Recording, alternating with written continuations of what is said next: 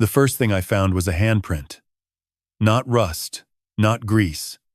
A human handprint, pressed into the chemical residue along the inner wall of a compartment that should not have existed. My wife had been dead for 4 years, but her fingerprints were still here, sealed inside the steel of a barge my son sold me for $1, convinced it was nothing but scrap. He was wrong about the barge. He was wrong about me, and he was catastrophically wrong about his mother. I am grateful you are here. Tell me in the comments, what city, what country you are joining from today. Let us see how far this story has traveled. A quick note. This story contains fictional elements, woven in for storytelling and educational purposes. Names and settings are coincidental, but the meaning behind every scene is something I genuinely believe you needed to hear. But before I tell you what that handprint meant, and what it led me to, I need to take you back to the morning everything was taken from me, because you cannot understand what I found beneath that hull until you understand what I lost above it. I have sat in that conference room hundreds of times. I know the cold of that air conditioning, the kind that bites the back of your neck before you have pulled out your chair. I know the way morning light slides through the east-facing glass and catches the Caldwell Offshore Engineering logo on the far wall, making the derrick and compass glow like something permanent. I designed that logo in 1979 on the back of a menu at a Cajun restaurant off Highway 1 after a 14-hour shift on the water. Eleanor had laughed when she saw it, said it looked like a shrimp drawn in engine oil. Then she folded the menu and kept it in her purse for 9 years. The same design was now cast in brushed aluminum behind my son's head. That Tuesday morning in August, I pushed open the glass door and stopped. The coffee had not been brewed. That was the first thing. The second thing, the thing that sat heavier, was that my son did not stand up when I walked in. Dominic was in my chair. He had on a charcoal suit, the kind that costs more than a month's wages for most men on our dock floor. A Cartier watch on his left wrist. Hair slicked back. His cologne reached me before he looked up, and when he did look up, it was only briefly. The way you glance at something you have already decided is not worth your full attention. Renaud Thibodeau sat in my usual seat, second from the head. He was tapping his fingers against the table. When I caught his eye, he looked down at the papers in front of him. The other 3 board members did the same. I walked to the far end of the table, pulled out the last empty chair, and sat down. Nobody offered me coffee. Nobody said good morning. Dominic opened his folder. Warren. This is a formal resolution of the Caldwell Offshore Engineering Board of Directors, he said, reading in a flat, rehearsed tone, the same voice he used for investor calls. Effective immediately, Warren Caldwell is removed from his position as chairman of the board and chief executive officer. The motion has been prepared and seconded. All in favor. Renaud raised his hand. The other 3 followed. 4 votes. Enough. I looked at my son across the length of that table. I kept my voice low. How long have you been planning this? Dominic smiled at the table. He did not answer. He stood, buttoned his jacket, and spoke to the room as though I had already left. Warren Caldwell was a great engineer of the last century, but we are living in this one. Then he turned to me directly, the first time all morning. You have 2 hours to clear your office. Leave the keys with security. I did not respond. My eyes went to the logo on the wall behind him, the derrick and compass I had sketched on that menu 45 years ago, while Eleanor sat across from me eating crawfish étouffée and telling me I had no future in graphic design. She was right about that. She was right about most things, which is something I did not fully appreciate until she was no longer there to be right about anything at all. Dominic slid a document across the table. Thin. Maybe 5 pages. A standard Caldwell offshore asset disposition form, the kind the company used to offload decommissioned equipment and condemned vessels. Dominic signed dozens of these every month without reading them. I could tell by the way he pushed it toward me. Not an offer. A formality. The compass rose, he said. You always had a soft spot for that old barge. $1. 30 days. Make her leave port under her own power before the deadline. And you walk away. Clean. He slid a pen across after the document. If you cannot, you sign over your remaining shares and submit to a competency evaluation. 3 physicians completed their assessments last week. They all agree your level of obstinacy is, he paused and read directly from a page, clinically inconsistent with sound executive judgment. He was looking at his phone when he said that last part. To him, this was paperwork. He had already decided the outcome, not because he had studied it, but because he had not needed to. The barge was a condemned hull. The old man had no tools, no crew, no allies. 30 days was generous. He expected I would be done in 10. I picked up the document and read it. By the second minute, Dominic was checking his watch. By the time I turned to page 2, he shifted in his chair the way he used to as a boy when I made him sit through equipment manuals. Restless, impatient, certain that understanding a thing was less important than moving past it.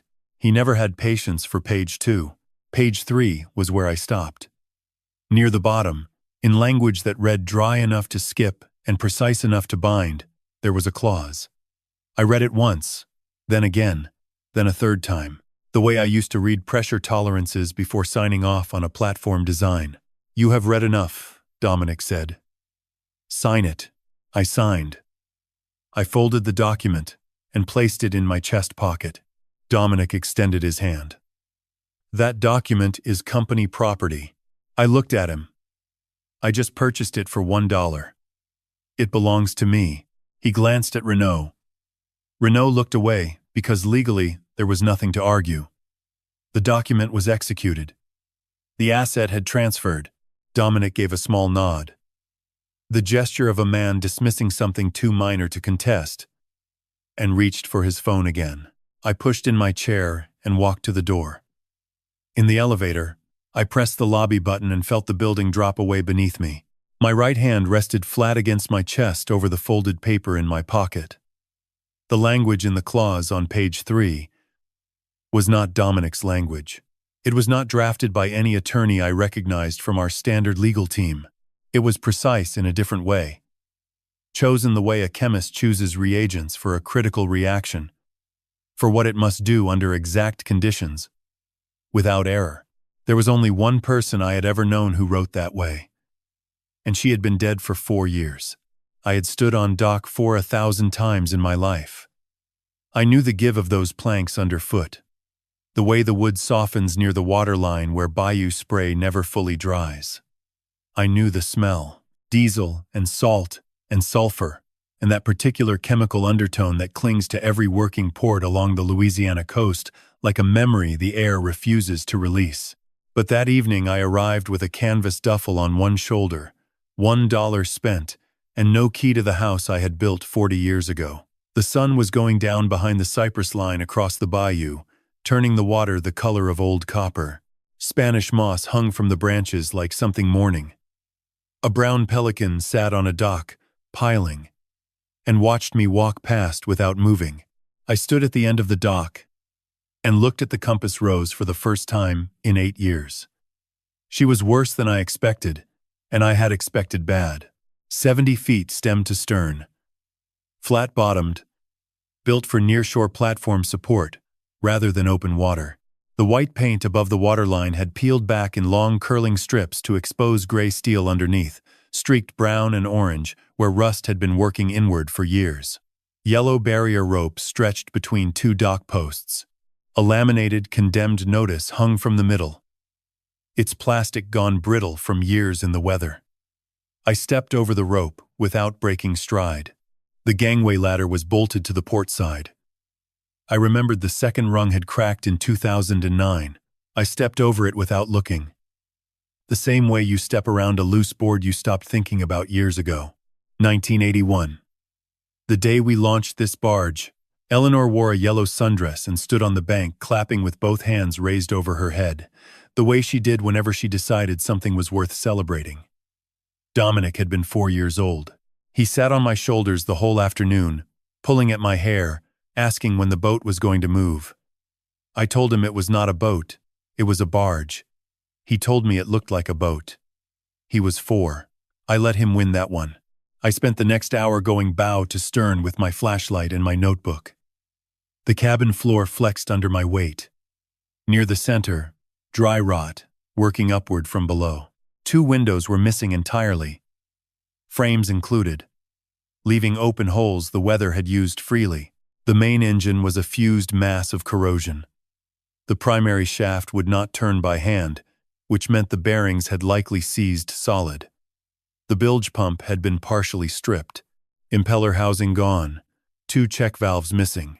Not weather damage. Someone had come aboard and removed them deliberately. The cargo hold had 6 inches of standing water. Black still, with a surface sheen that caught my flashlight in colors that had no business being in any bilge I had ever seen. I wrote it all down. Not a work list, but a technical breakdown. Location, condition, probable cause, estimated scope. I had carried the same style of notebook since 1979. Wire-bound graph paper, margins just wide enough for a second column. Eleanor used to say I loved that notebook more than I loved conversation. She was not wrong. I was on the stern deck when boots hit the gangway below. Harlan Broussard swung himself over the rail and stopped when he saw me. He had on his Port Authority vest, high-visibility orange, the reflective strips worn thin at the shoulders from years of use. "Warren," he exhaled. "I did not know you would come today." Harlan had been portmaster at Forshaw for 13 years. Before that, he had worked the dock crews for nearly 3 decades, alongside Caldwell offshore operations. We had known each other since before either of us had gray in our hair. "Who else knows I am here?" I asked. "Dominic called me this morning." He sat on the stern rail, not quite looking at me, before the board meeting. He said if I give you any assistance, any at all, my contract renewal disappears. He was specific about what assistance meant. I nodded and kept writing. "I have worked with you 40 years, Harlan said. "Dominic can have the contract." "Do not," I said. "Not yet." The bayou moved around us. The slow knock of the hull against dock fenders. The distant horn of a supply vessel pushing down the channel. Tree frogs had started up in the cypress across the water. That high electric chorus that fills every Louisiana evening like the swamp itself has a frequency it needs to broadcast. Harlan's voice dropped. "There is something else. I should not be saying this." He glanced toward the Port Authority office at the far end of the pier. "Last week I got a call. Did not come from Dominic's office. Different number. Different voice. They asked about the depth readings at Dock 4. Then they asked how long the Compass Rose had been moored here." I set my pen down. "Did they give a name?" He shook his head. "No name. But they knew what the barge was called before I mentioned it." I held that for a moment. Then I picked the pen back up. An hour later, I went below to the engine room. The smell hit me before I reached the bottom rung. Not diesel, not bilge water, but something chemical and low and close, the kind that settles at the back of your throat and stays. I crouched near the base of the engine housing and put my flashlight on the buildup along the inner hull wall. The residue was deep green, almost crystalline, where it had dried, a color and texture I had never seen on any engine casing in 45 years of this work. I touched it with 2 fingers. It did not smear. I brought my hand to my nose. Metal and something faintly sweet. The way certain compounds smell before they begin to react. I wrote it down. Every detail, every measurement I could estimate. The exact location on the hull. The same way I had always written things I did not yet understand, but knew I would need to explain. I climbed back to the main deck and sat in the dark cabin with the flashlight resting on my knee. The dock lights outside threw long orange shapes across the bayou. Then below me, beneath the cargo hold floor, below the 6 inches of black water, I heard something that was not the bayou and not the hull shifting against the dock. It was intermittent, uneven, water finding its way through a space it should not be in, or water contained in a space that appeared on no schematic I had ever drawn for this vessel. I opened my notebook to a clean page and wrote 5 words at the top. There is a space that does not belong. I did not sleep that night. I lay in the forward cabin with my jacket pulled over my shoulders, listening to the bayou work against the steel hull, and I thought about green, about the specific shade of it on that inner wall. Too deep for corrosion, too crystalline for grease, too deliberate looking to be anything accidental. And somewhere in the cypress across the water, an alligator slid off the bank into the channel with a sound like a door closing slowly, and the frogs went quiet for exactly 4 seconds before they started again. By 4 in the morning, I had stopped pretending to rest. By 6, I had washed my face with water from a dock hose, changed my shirt from the duffel, and was driving north along Bayou Lafourche toward the community clinic at Golden Meadow. Not because I was sick, because the chemical residue on my fingers from the night before had not washed off completely, and the faint metallic sweetness still sitting at the back of my throat had turned a personal question into a medical one. The clinic was a single-story cinder block building, set back from the highway behind a gravel lot. A hand-painted sign read Bayou Lafourche Community Health Center. The paint was peeling in the same slow way everything peels in southern Louisiana. Not from neglect, but from the simple fact that humidity wins every argument. Eventually, the waiting room smelled the way small clinics always do. Antiseptic and floor wax. And the particular warmth of a space that has too many people and not enough air conditioning. I asked the front desk nurse about the physician handling environmental exposure cases. She looked at me the way people look at someone who has said something they were not supposed to know. Dr. Rue does not take walk-ins during morning rounds, she said. If you would like to leave a name, I told her my name and sat down on the bench across from the station. 22 minutes later, a woman came around the corner at a pace that suggested she had been walking that fast all morning and intended to keep doing so. Brown hair pulled back. Dark circles under her eyes that had moved past tired into something more permanent. A stethoscope around her neck that she wore the way some women wear a necklace, without thinking about it because it had been there so long it was part of the body. She stopped when she saw me and looked at me with the particular weariness of someone who has learned not to trust unexpected visitors. You are the one asking about my patients. It was not a question. Her accent was Cajun. Not heavy, but present in the vowels the way garlic is present in a roux. You know it is there before you taste it. I am an offshore engineer, I said. I found something last night in the engine compartment of a barge moored at Port Fourchon. I held up the Ziploc bag I had brought. The green crystalline residue I had scraped from the inner hull wall and sealed in plastic since midnight. I want to know if this color means anything to you. Thelma Rue looked at the bag. Something shifted in her face. Not surprise exactly, but the expression of a person who has been waiting for a piece to arrive and is not yet sure if it is the right one. She looked at me, then back at the bag, then down the hallway, in both directions. Come with me, she said. The small office behind the examination room had a desk, 2 chairs, and a filing cabinet with a coffee maker on top that looked like it had not been turned off since the building was constructed. She closed the door behind us and opened a folder without sitting down. 11 fishermen along this stretch of the bayou have developed neurological symptoms in the past 2 years, she said. Tremors, memory loss, peripheral neuropathy. 16 families in the corridor between the port and the river district have tested positive for elevated barium sulfate and methylmercury in blood panels. The concentrations are not borderline readings, Mr. Caldwell. They are 6 to 8 times above the safety threshold established by the EPA. She sat down then. 2 children have died. She said it the way doctors say things they have said before, and will say again, and have not found a way to make easier with practice. Acute hepatic failure. The cause was listed as idiopathic because at the time of diagnosis there was no identified environmental source to connect them to. She opened the desk drawer beside her and took out a single sheet of paper. She placed it on the table between us without comment. 3 names. Ages listed beside each one. Cause of death listed beside that. The youngest was 4 years old. A boy. His home address was on Portside Lane, in the River District, 3 blocks from the Caldwell offshore secondary drainage outlet I had helped design in 1997 and never imagined would be used for anything other than stormwater. He had died 8 months ago. I looked at the list for a long time. I did not say anything because there was nothing to say that the list had not already said better. I filed reports with the Louisiana Department of Environmental Quality 4 times, Thelma said. Each one came back the same way. Insufficient evidence of a specific emission source. She leaned back in her chair.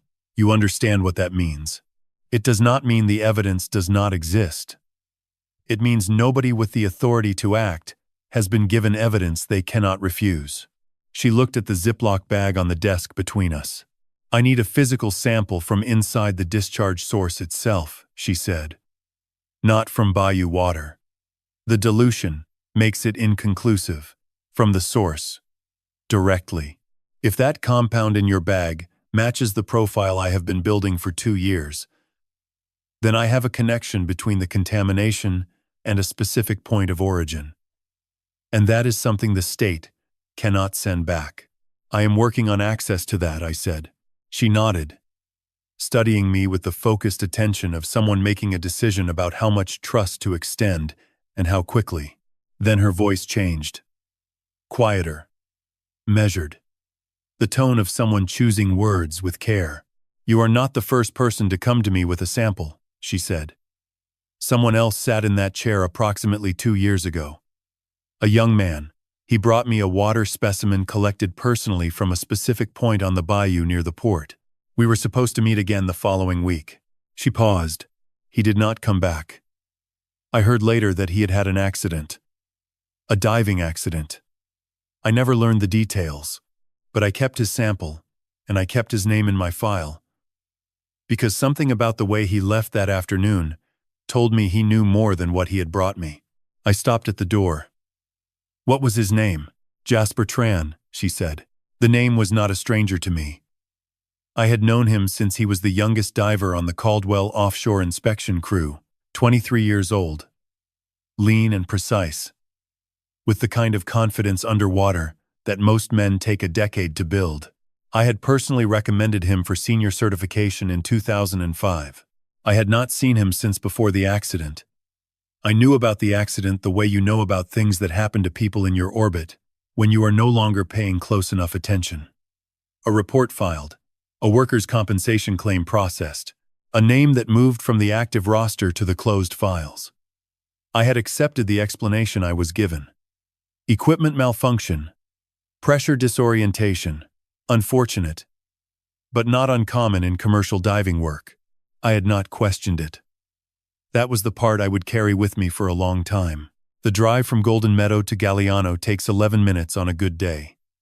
That afternoon I made it in 9 because the highway was empty and my foot was heavier than usual on the accelerator. Not urgency exactly. Something closer to the feeling you get when a measurement comes back wrong and you need to find the second reference point before you can determine which number is lying. Jasper Tran's apartment was on the ground floor of a 2-story building on the east side of town, 3 blocks from the bayou. The kind of building that rents to shrimpers and pipeline workers, and people whose paychecks come from the water in one form or another. A bicycle leaned against the railing outside. A pair of small rain boots sat by the door. Pink, with yellow ducks on them. I knocked once. The door opened to the length of a security chain, then all the way. Jasper Tran had the wide shoulders of the diver he used to be. The kind of upper body that comes from years of fighting current and pressure at depth. He was standing in the doorway with one hand on the frame, and he looked at me for a long moment, with eyes that were sharp in a way that had nothing to do with surprise. I wondered when you would come, he said, and stepped back into the room. He was wearing a hearing aid in his left ear. Small, flesh-colored. The kind you do not notice unless you are looking for it. I noticed it, because I was looking for everything. The apartment was small and clean. In the corner by the window, his old dive gear was stacked with the careful organization of equipment that would never be used again. BCDs, regulators, a pair of fins hung on wall hooks. A framed photograph on the shelf showed a younger Jasper mid-dive, grinning wide behind his mask, both arms extended in clear blue water. Beside it, A picture of a girl around 7 years old with his same dark eyes and a gap-toothed smile. I did not need to ask. He told me without prompting. The way a man tells a story he has been holding for 2 years and has rehearsed so many times in his own mind that the telling requires no preparation, only permission. 2 years ago, he had been running a routine inspection dive on the underside of a Caldwell offshore drilling platform, checking hull integrity below the waterline. Standard certification work, 40 feet down. On the port side aft section, he found a secondary pipe assembly that was not on any technical drawing he had ever been issued.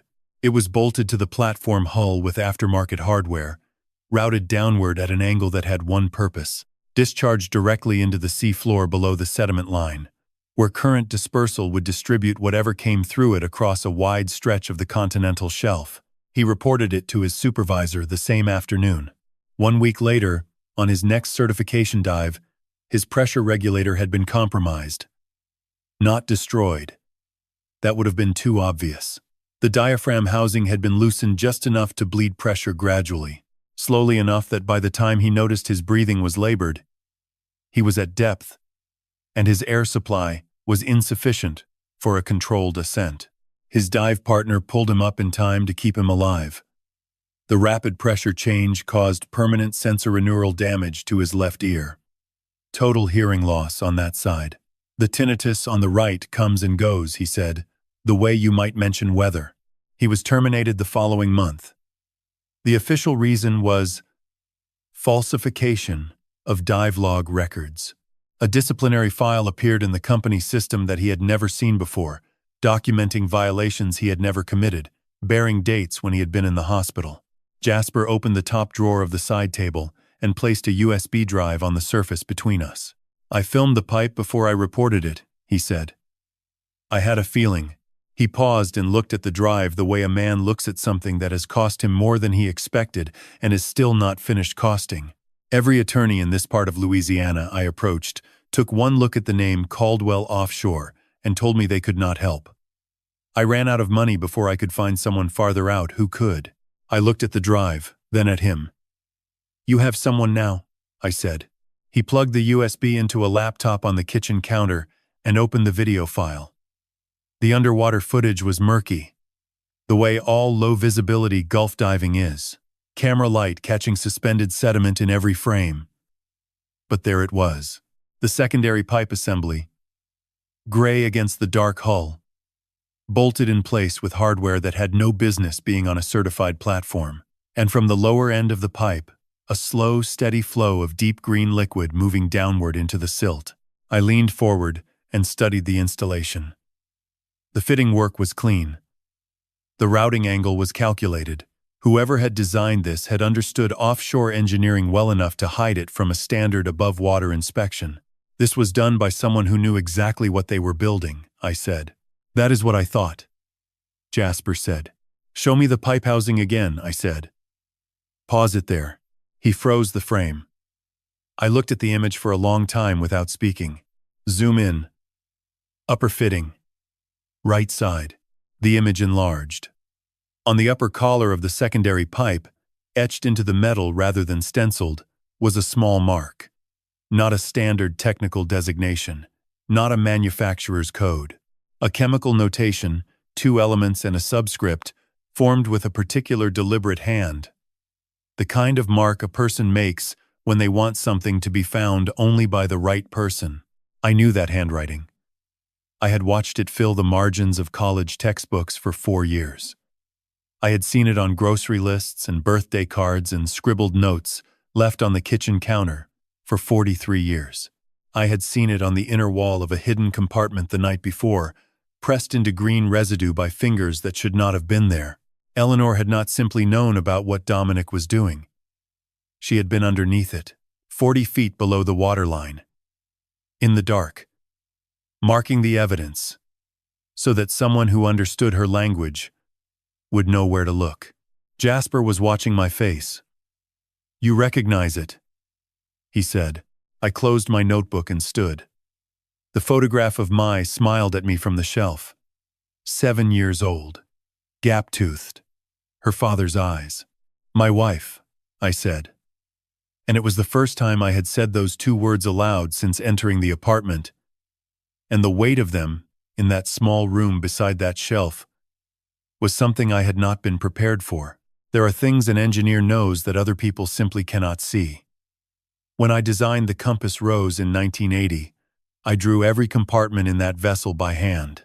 Every bulkhead, every weld line, every inch of interior space accounted for on graph paper before a single piece of steel was cut.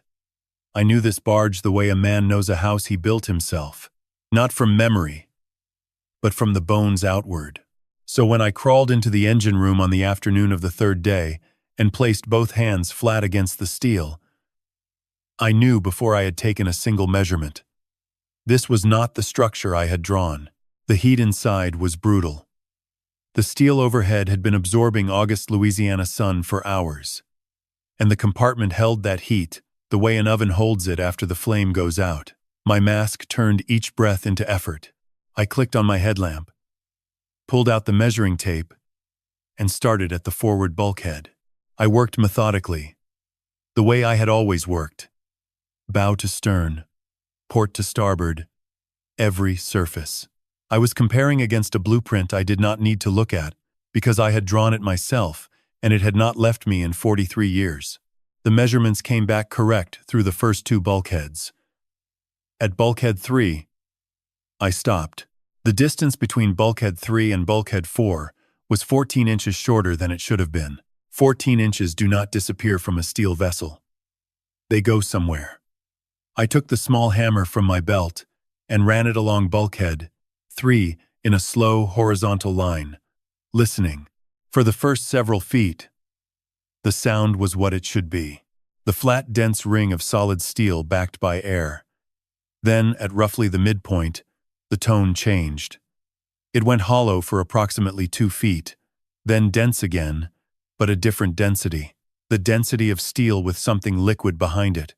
I pulled my light in close and examined the surface. The paint was uniform.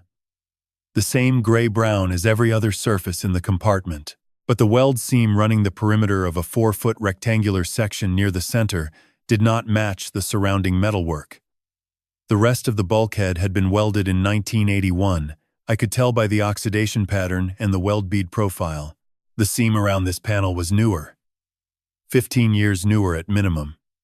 And it was not a patch weld. It was a TIG weld. Tungsten inert gas.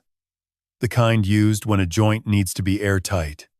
The bead was clean, narrow, and continuous around all 4 edges, without a single interruption. Whoever had sealed this panel had not been in a hurry and had not been an amateur. This was a hermetic closure, deliberate, engineered, and built to last. I spent 2 hours taking it apart. When the panel finally gave way, a slow pour of deep green liquid ran across the engine room floor and pooled against the base of the primary pump housing. I stepped back and watched it move. 8 years sealed inside a steel chamber with no oxygen, no microbial activity, no atmospheric moisture to alter its concentration. The compound inside was chemically identical to the day it had been sealed in. Not degraded, not diluted, preserved. I collected samples in 3 glass vials from my kit, capped each one, labeled them by location, set them in my duffel. Then I turned my headlamp to the interior of the opened compartment. The hidden chamber was approximately 14 inches deep, running the full width of the bulkhead. The liquid had mostly drained out now, leaving the inner steel walls stained dark green in long vertical streaks. I held my light against the far wall and looked at the surface closely. Someone had been here before me. On the left wall, at approximately shoulder height for a person shorter than I am, there was a handprint. Not scratched, not painted. A human hand pressed into the chemical residue while it was still wet. The way a person might press their hand against a surface to steady themselves in a confined space, or the way a person might press their hand against a wall deliberately, knowing that the compound would preserve the impression indefinitely. The hand was small, the fingers slender. The print was detailed enough that I could see the ridge patterns in the residue even after 4 years. My wife had stood in this compartment. She had breathed this air. She had pressed her hand against this wall the way she used to press her hand against my back when I worked late. Not to interrupt, but to let me know she was there. Below the handprint, wedged into a gap between two frame stiffeners and sealed in a waterproof pouch, was a notebook. Not wire-bound like mine. A hardcover ledger, the kind accountants used before computers made them obsolete. I opened it carefully. Every page was filled with Eleanor's handwriting. Precise, unhurried. The same script she had used for 40 years. But the content was not English. It was not any language that a person unfamiliar with chemical notation would recognize as language at all. Element symbols, subscript numbers, molecular formulas arranged in sequences that followed a grammar I had not seen in decades. But I recognized it. Immediately. The way you recognize a song you have not heard since you were young. This was the notation system Eleanor and I had developed together in our second year of college chemistry, sitting in the back row of Dr. Hebert's class at Nichols State while he lectured about thermodynamics and we passed notes in a code built from the periodic table. Hydrogen for yes. Helium for no. Carbon chains for sentences too long to fit in the margins. We had invented it the way young people invent private languages, not because we needed secrecy, but because we needed something that belonged only to us. I had not thought about that system in 30 years. Eleanor had not forgotten it. She had kept it, maintained it, and she had used it here, in the dark belly of a condemned barge, to write something she intended only one person in the world to read.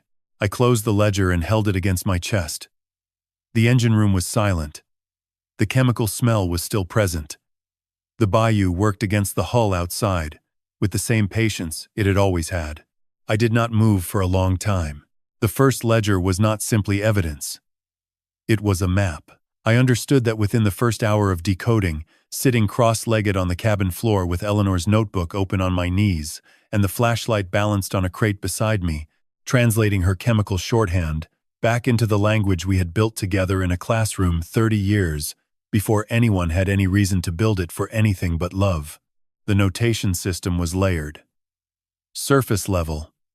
The entries appeared to be chemical formulas, the kind of thing that would look like technical data to anyone who happened to open the ledger.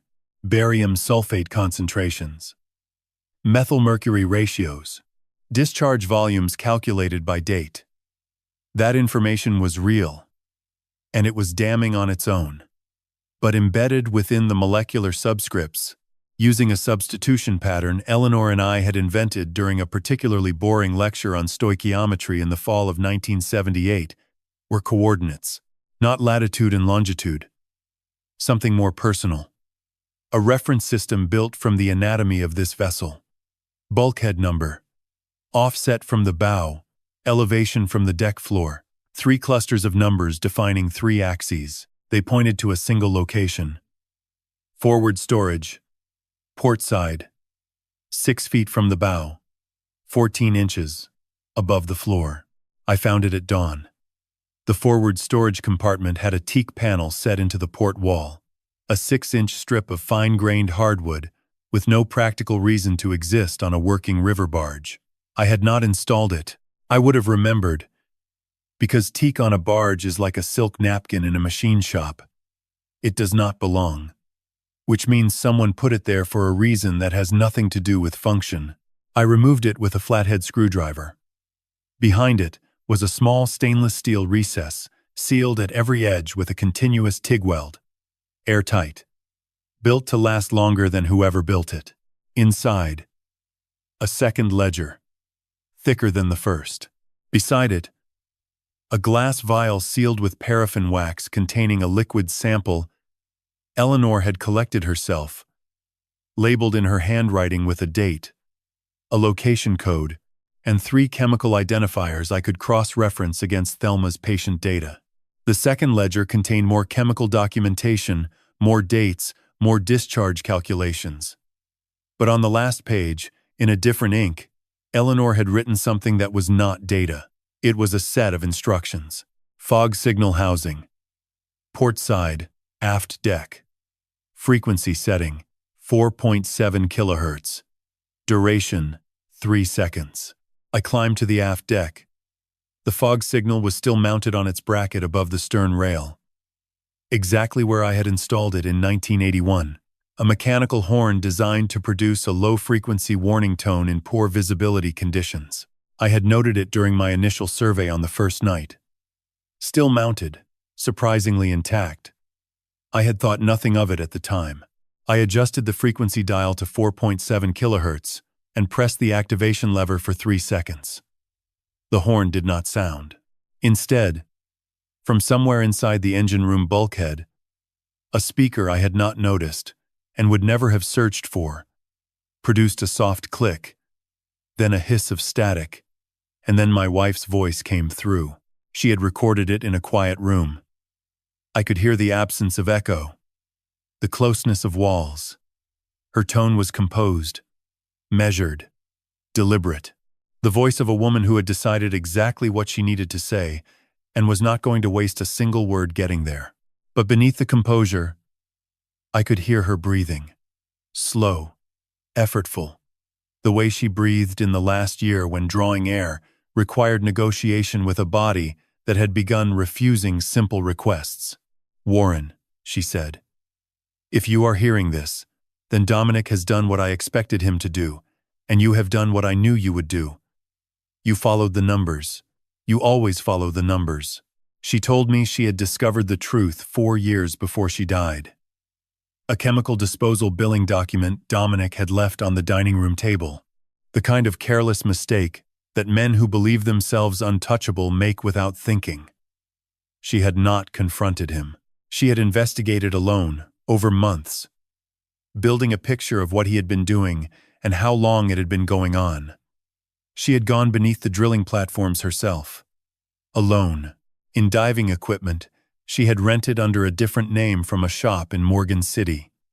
She had marked the discharge pipes with chemical notation so that someone who understood her language would know where to look. Then she told me why she had said nothing. At that point, Dominic controlled the board completely, she said. You had no physical evidence, only my word.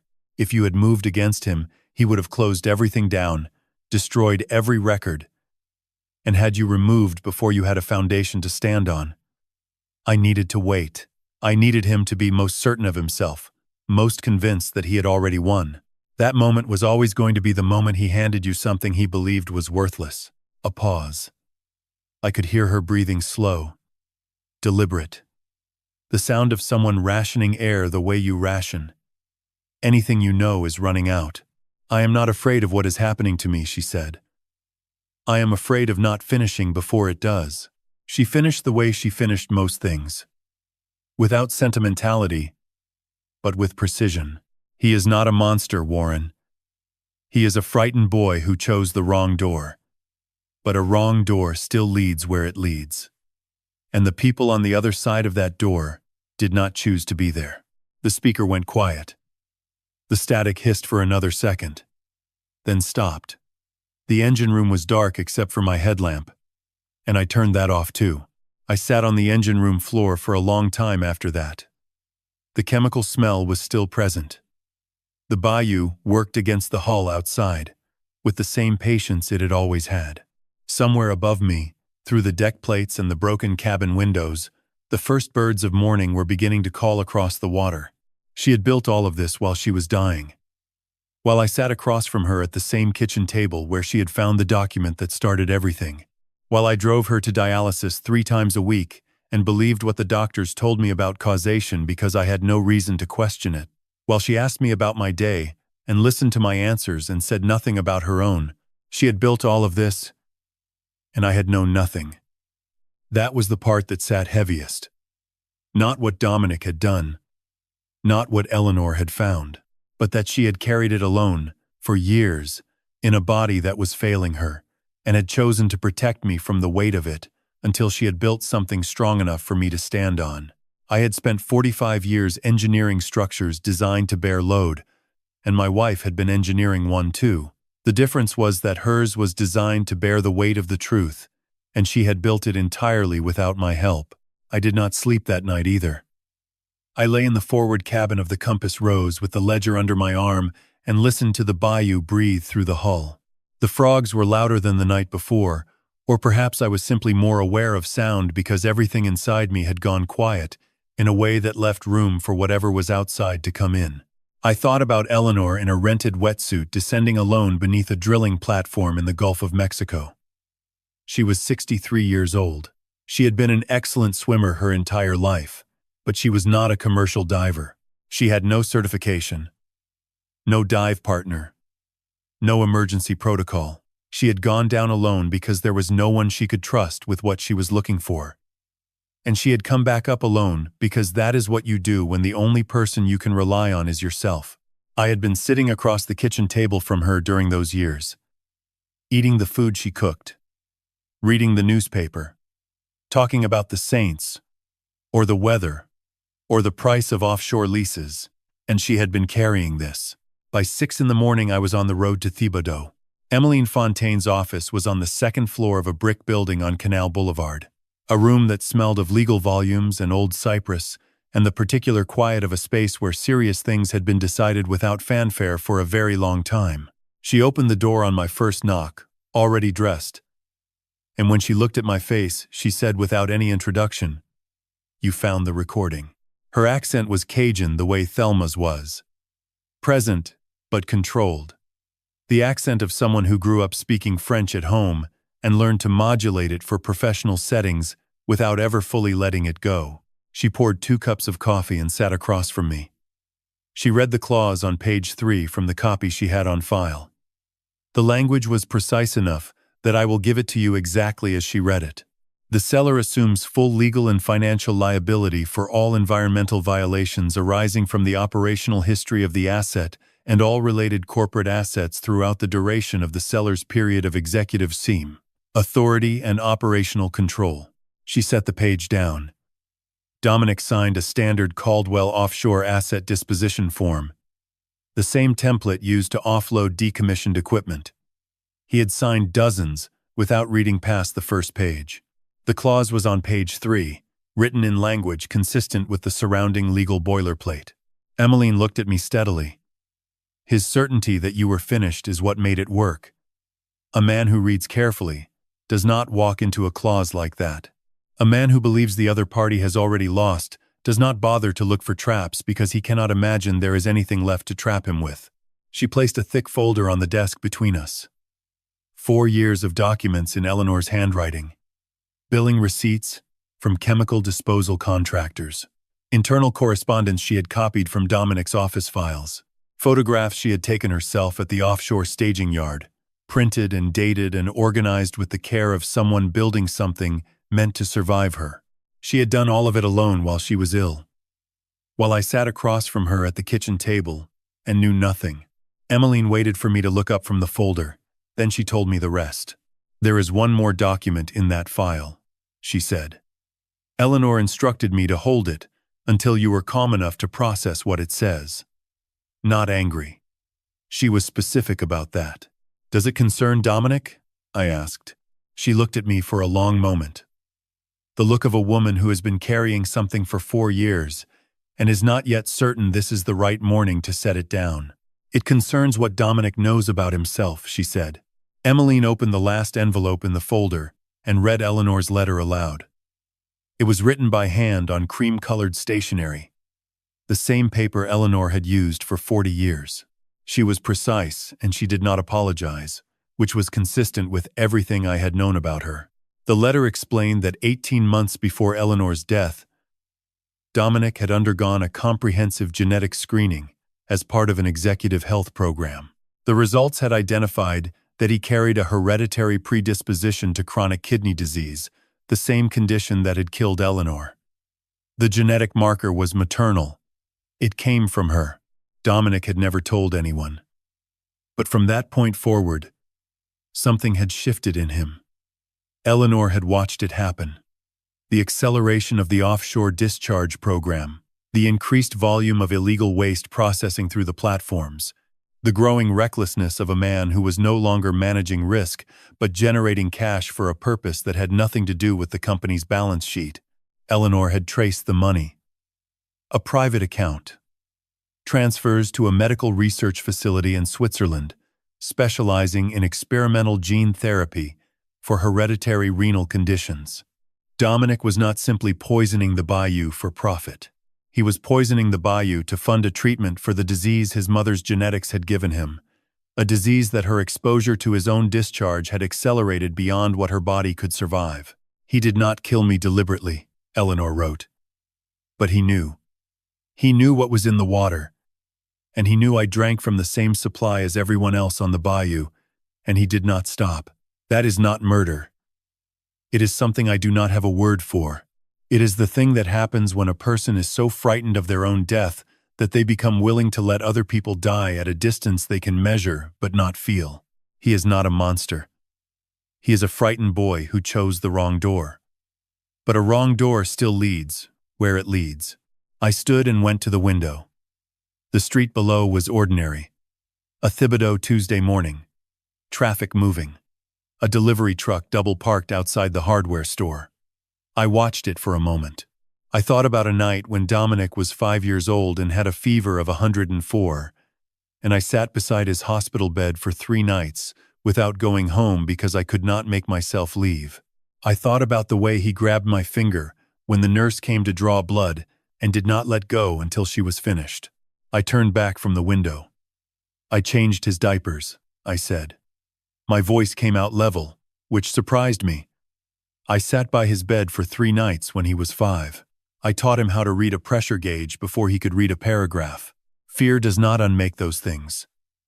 45 years of making cannot be unmade by the thing that is destroying you. Emmeline looked at me. She nodded once, slowly. The way a person nods when they have been hoping to hear a specific thing and have just heard it. I picked up Eleanor's folder from the desk, shook her hand, and walked out. The morning heat was already on the sidewalk like a second shirt. My phone rang. Unknown number. The restaurant sat at the end of a shell road 2 miles south of La Rose, where the bayou widened enough to let shrimp boats turn without scraping the banks. Pelican's Rest had no sign on the highway. You found it by the smell of boiled crawfish, or you did not find it at all. I arrived at 6 in the evening on the 5th day, carrying Eleanor's second ledger in a canvas bag, pressed against my ribs like a man protecting a wound he has not yet shown a doctor. Harlan Broussard was already there, seated at the corner table beneath a mounted redfish. So old its lacquer had turned the color of weak tea. Beside him sat Dr. Thelma Rue, her reading glasses pushed to the top of her head, and across from her, Jasper Tran, his left hand resting on the edge of the table, the way a man does when he wants to feel the wood vibrate if someone approaches from behind. They had not spoken to each other before tonight. I had called each of them separately that morning, and I had said only one sentence. "I need you to see what my wife left behind." The waitress brought coffee without being asked. I unzipped the canvas bag and placed both ledgers on the table, side by side. The first was the smaller book from the hidden compartment, its pages still carrying the faint mineral smell of the green liquid that had preserved it. The second was the thicker volume from the teak panel recess, heavier, its binding reinforced with electrical tape Eleanor had wrapped in precise, even turns. I opened the second ledger to the section I had decoded the previous night. Eleanor had recorded 5 discharge points across 4 Caldwell offshore platforms in the Gulf, and 1 land-based drainage outlet feeding directly into Bayou La Fourche. Each entry listed GPS coordinates, pipe diameters, chemical concentrations, and dates spanning 7 years. The earliest entry was dated 3 months after her diagnosis. The latest was 11 days before she died. Thelma leaned forward first. She placed her index finger on the column of barium sulfate readings and moved it down the page without speaking. When she reached the bottom, she removed her glasses entirely and set them on the table. "These concentrations," she said quietly, "match the blood panels of every child I have treated in the last 4 years." Jasper pulled the first ledger toward him and turned to the page where Eleanor had sketched the underwater pipe he had filmed.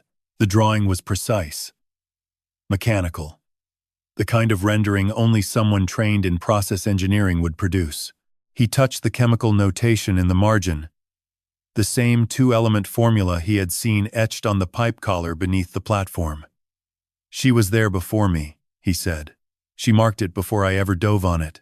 Harlan said nothing for a long time. He studied the GPS coordinates, cross-referencing them against a folded navigation chart he had brought in his shirt pocket. After 4 minutes, he looked up. "3 of these 5 points are inside the port jurisdiction I manage.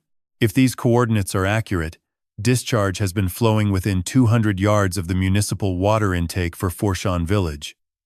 He folded the chart and placed it beneath his coffee cup. "I have been filing depth and sediment reports for that intake for 9 years.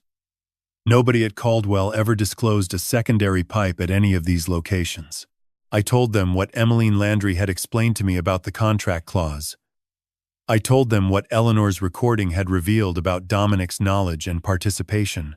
I told them about the 2 dead children whose addresses appeared in Eleanor's ledger, circled in red ink, with dates that preceded the health department's first case report by 14 months.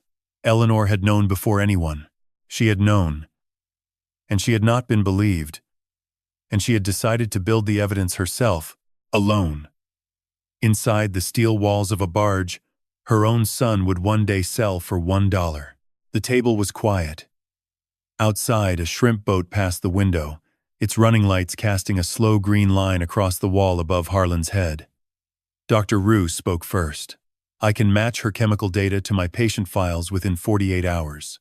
If the molecular fingerprints align, we have source-to-victim causation that no laboratory can dispute." Jasper nodded. "I still have the dive footage. I can go back down to confirm the pipe locations she marked. If the discharge valves are still in place, I can collect sediment samples directly from the seabed at each coordinate." Harlan straightened in his chair. "I will pull every Port Authority filing related to those coordinates, going back 10 years. If Caldwell submitted false depth reports or omitted pipe infrastructure from their permits, that is federal obstruction." I looked at the 3 of them, seated around a corner table in a restaurant with no sign, drinking coffee that had gone cold. None of them owed me anything. Jasper had already lost his hearing and his career. Thelma had already buried children, whose blood told a story no one in authority had been willing to read. Harlan had filed 9 years of reports into a system designed to make them disappear. And yet here they were, choosing to sit at this table, choosing to look at the pages my wife had written in a language made of elements and grief. I mapped the plan on the back of a paper placemat. 5 discharge points. 16 residential addresses within contamination radius. 48 hours for medical correlation.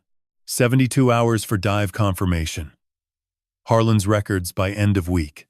Everything funneling toward a single EPA filing backed by physical evidence, chemical data, medical records, and Port Authority documentation. When we left Pelican's Rest, the shell road crunched beneath our shoes like the sound of old teeth grinding. Jasper walked beside me to my truck. He did not say anything until I opened the door. Then he said, "Your wife. She knew she was dying when she started this." I nodded. "She did it anyway," he said. I watched him walk to his car, his gait careful, compensating for the balance his damaged ear could no longer provide. The bayou was black and still.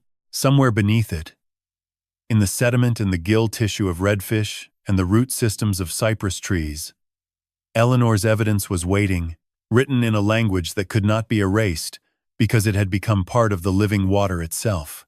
I started the engine. 5 points, 16 addresses, 1 dead woman's handwriting, and 4 people at a table who had decided that silence was no longer an option. The fog came in on the morning of the 7th day, like something that had been waiting offshore for permission. It did not drift. It arrived. By 6:15, it had swallowed the channel markers, the dock pilings, and the mast of the shrimp boat tied 40 feet from the compass rose.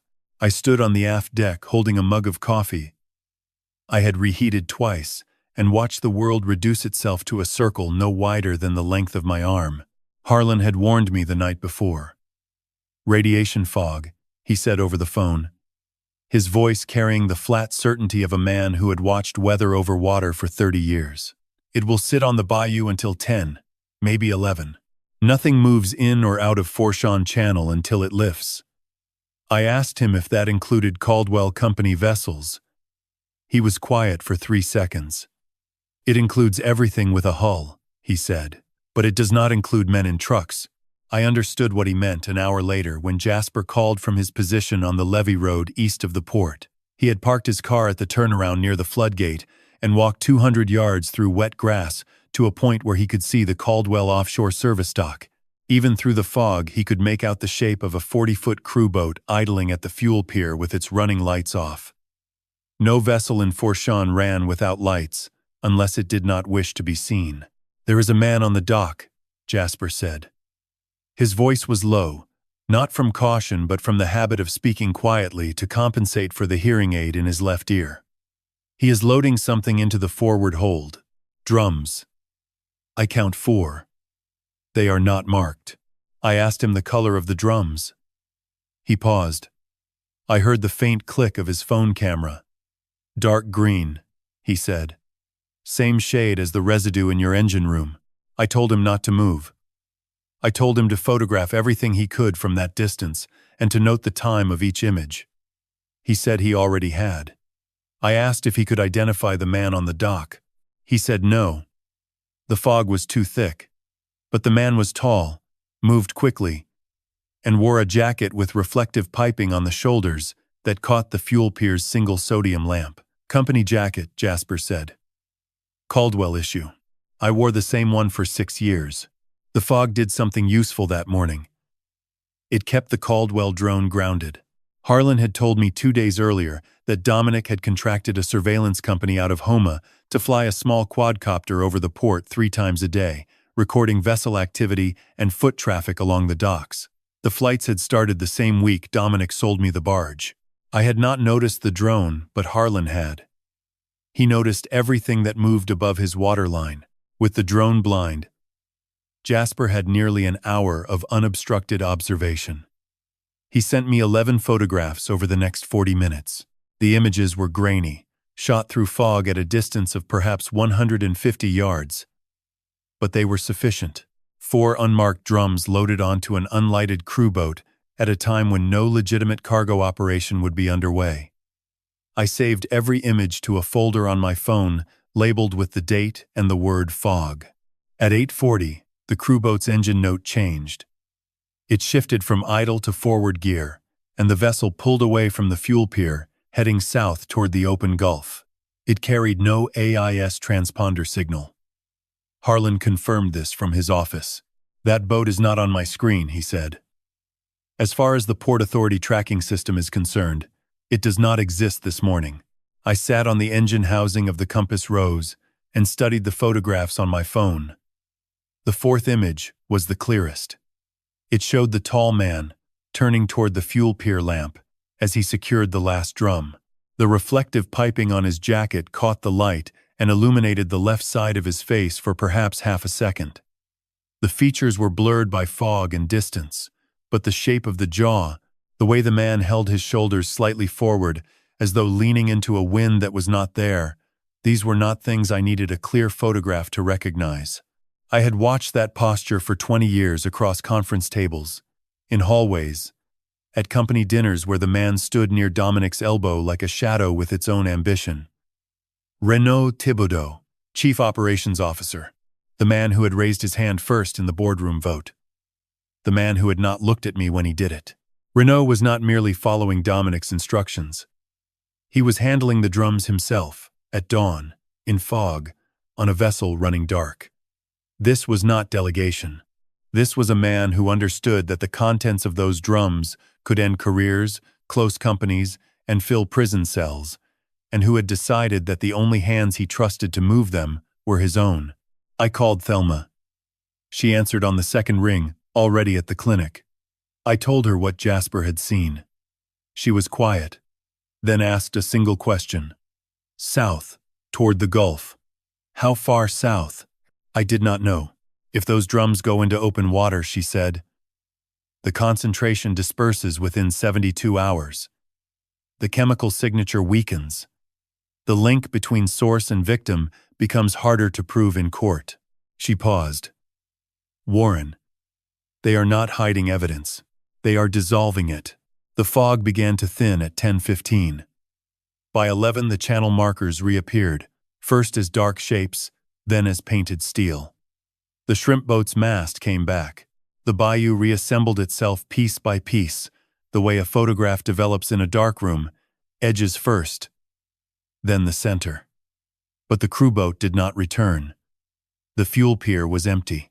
The sodium lamp still burned above the spot where Renault had stood 2 hours earlier, loading drums whose contents matched the residue sealed inside my engine room by a woman who had known, years before any of us, that this moment would come.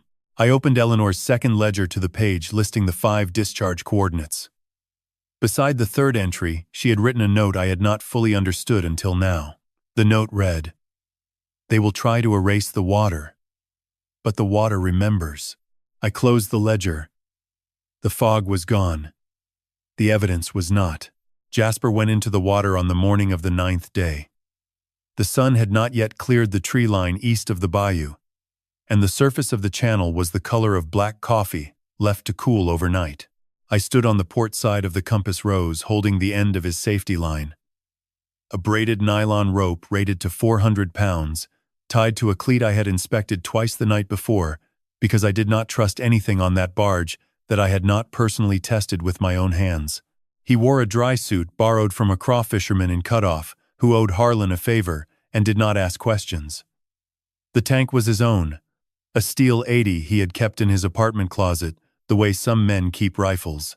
He checked his regulator 3 times before entering the water. I understood why. The last time he had trusted a regulator on a Caldwell dive, it had cost him the hearing in his left ear and the career he had built over 12 years.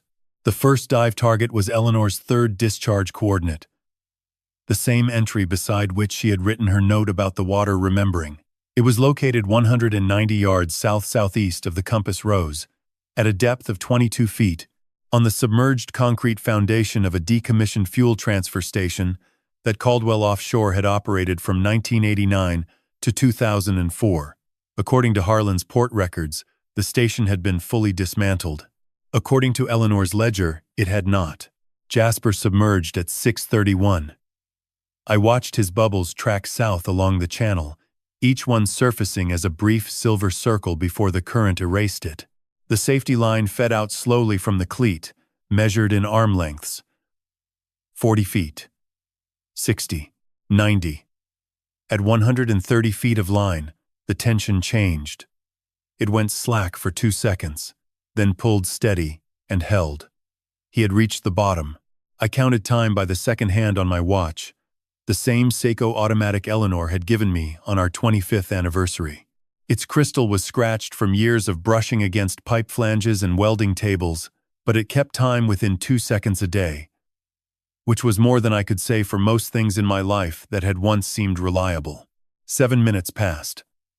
The bubbles shifted position, moving east in a pattern that told me Jasper was conducting a grid search along the foundation edge.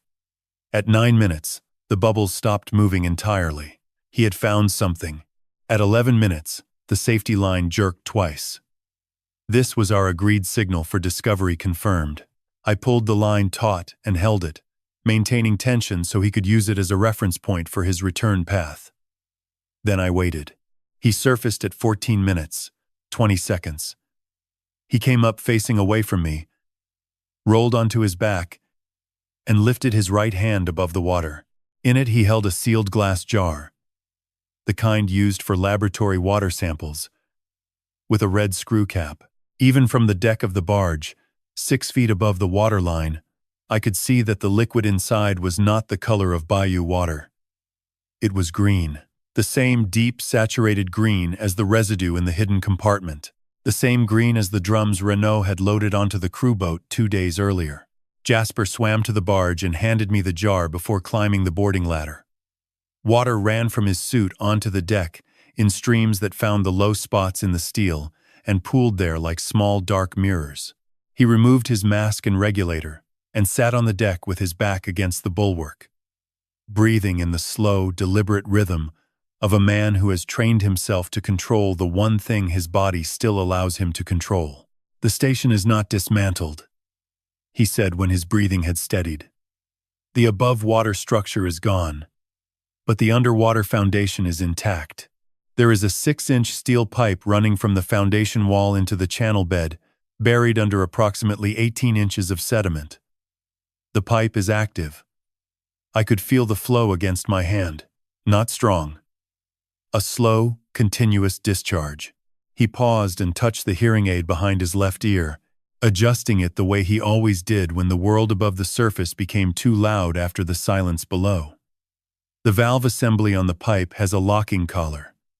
The collar is stamped with a Caldwell offshore equipment tag, number 7743. I wrote the number on the back of my hand with a grease pencil. 7743. A Caldwell inventory number meant a Caldwell purchase order, which meant a paper trail leading directly to the company's procurement records. Jasper reached into the left thigh pocket of his dry suit and removed a second object. It was a small steel plate, roughly 3 inches by 5, cut from the pipe itself using the hacksaw blade he had carried on his weight belt. The plate was corroded on its outer surface but clean on the inner wall, coated with a thin crystalline layer of the same green substance. He turned it over. On the back, scratched into the steel with a sharp instrument, were 2 letters and a subscript, Eleanor's chemical notation. The same mark Jasper had seen on the platform pipe in his dive footage. The same mark recorded in the first ledger. She had been here. She had descended to this pipe, 22 feet beneath the surface of the bayou, and she had marked it with her own hand. I did not know when.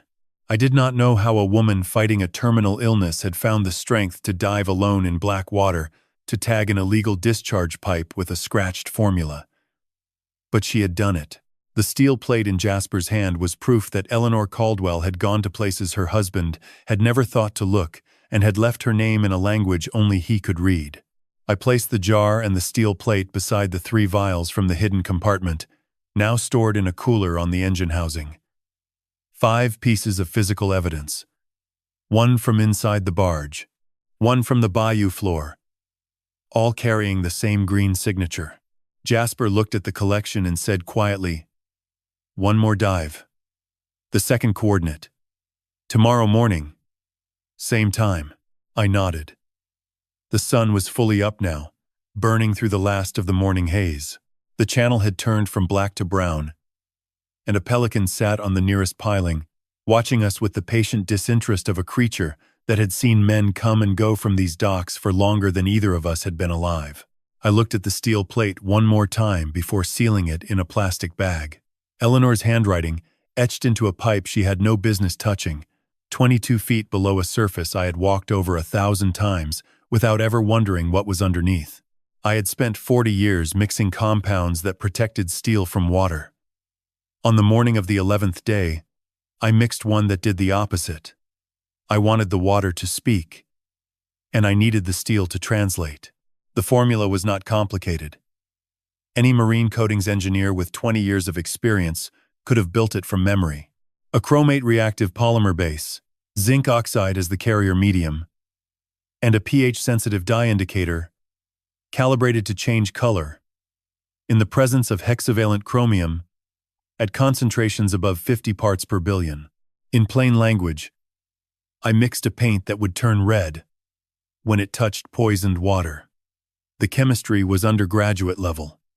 The application was not.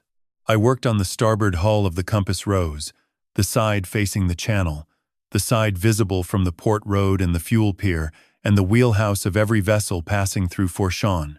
I applied the compound in 3 coats, using a long-handled roller, starting at the waterline and working down to the lowest point of the hull I could reach from the dock at low tide. Each coat required 40 minutes to cure. By noon, the starboard side carried a smooth, pale gray surface that looked like standard marine primer to anyone who did not know what was underneath. Harlan arrived at 1:15. He stood on the dock with his hands in his pockets and studied the fresh paint without speaking. After a full minute, he said, "That is not bottom paint." I told him what it was.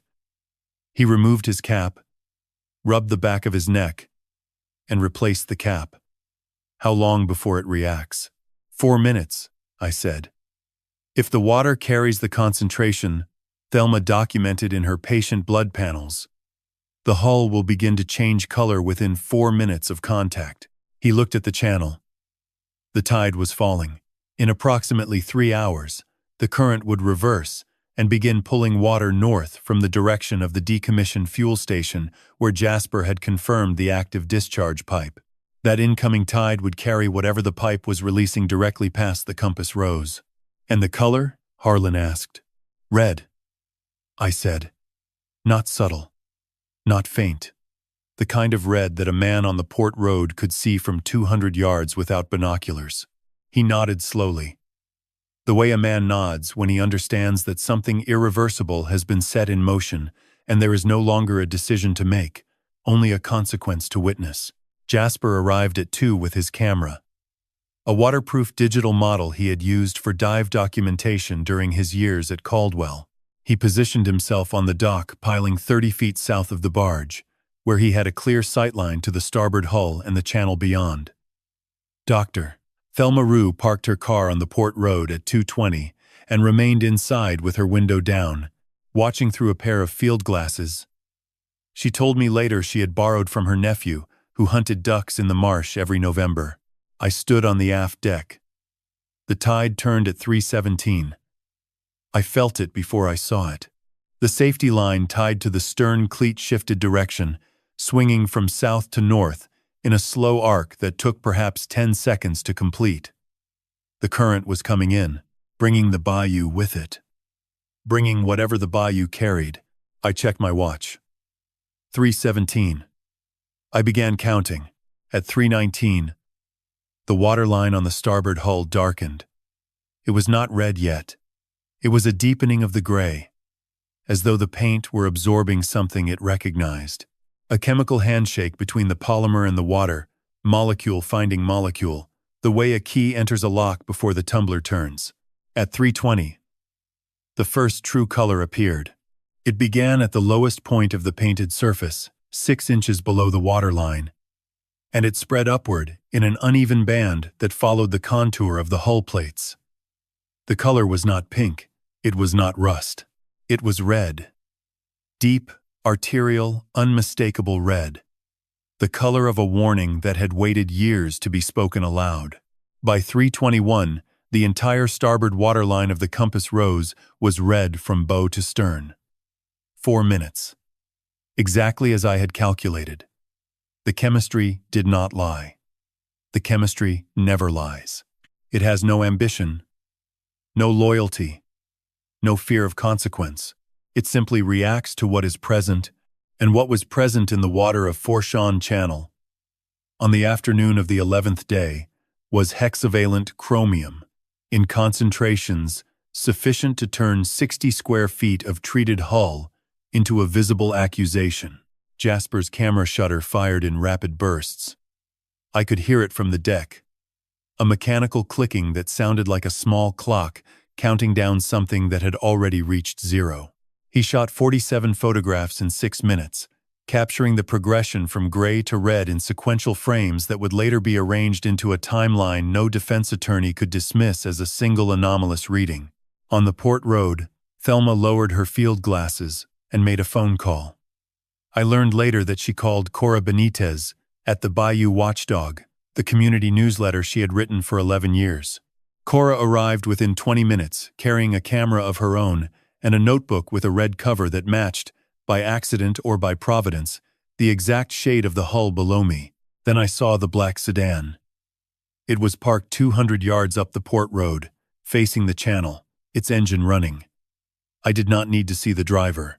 The car was a company vehicle, a Caldwell offshore fleet sedan with the small reflective decal on the rear bumper that I had approved the design of 15 years ago. Someone inside that car was watching the same hull I was watching. Someone was seeing the same red. The sedan remained for 11 minutes. Then it reversed, turned north, and accelerated away from the port. It did not return. Dominic would know by evening. Renault would know within the hour. The red hull of the Compass Rose was not something that could be explained away in a conference room or buried in a revised inspection report. It was 60 square feet of chemical truth, visible to every shrimp boat, every fuel truck driver, every fisherman mending nets on the dock. It was the water testifying against the men who had poisoned it, using my dead wife's evidence and my own hands as the translator. I climbed down from the aft deck and stood on the dock beside Harlan. We looked at the hull together. The red had not faded.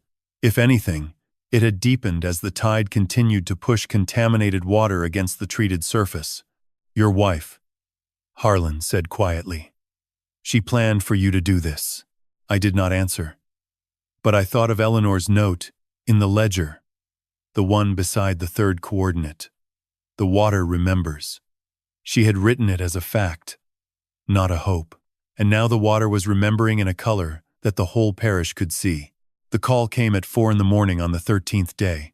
I was asleep in the truck cab parked beside the Compass Rose, the kind of sleep that old men fall into not because they are rested but because the body eventually overrides the mind's refusal to stop working. My phone lit the ceiling of the cab with a blue rectangle of light, and Harlan's name appeared on the screen before I had fully opened my eyes. "They moved your GPS," he said.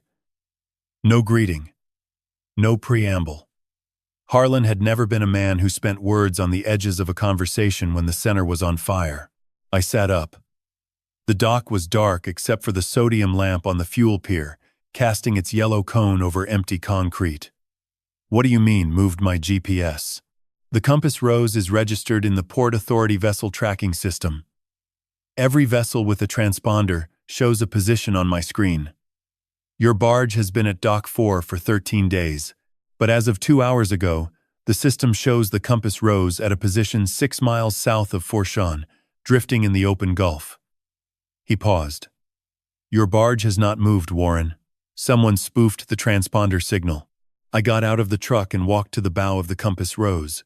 She was exactly where she had been every morning for 13 days, tied to Dock 4 with the same lines I had inspected the night before, her hull still carrying the red stain of the reactive paint along the starboard waterline.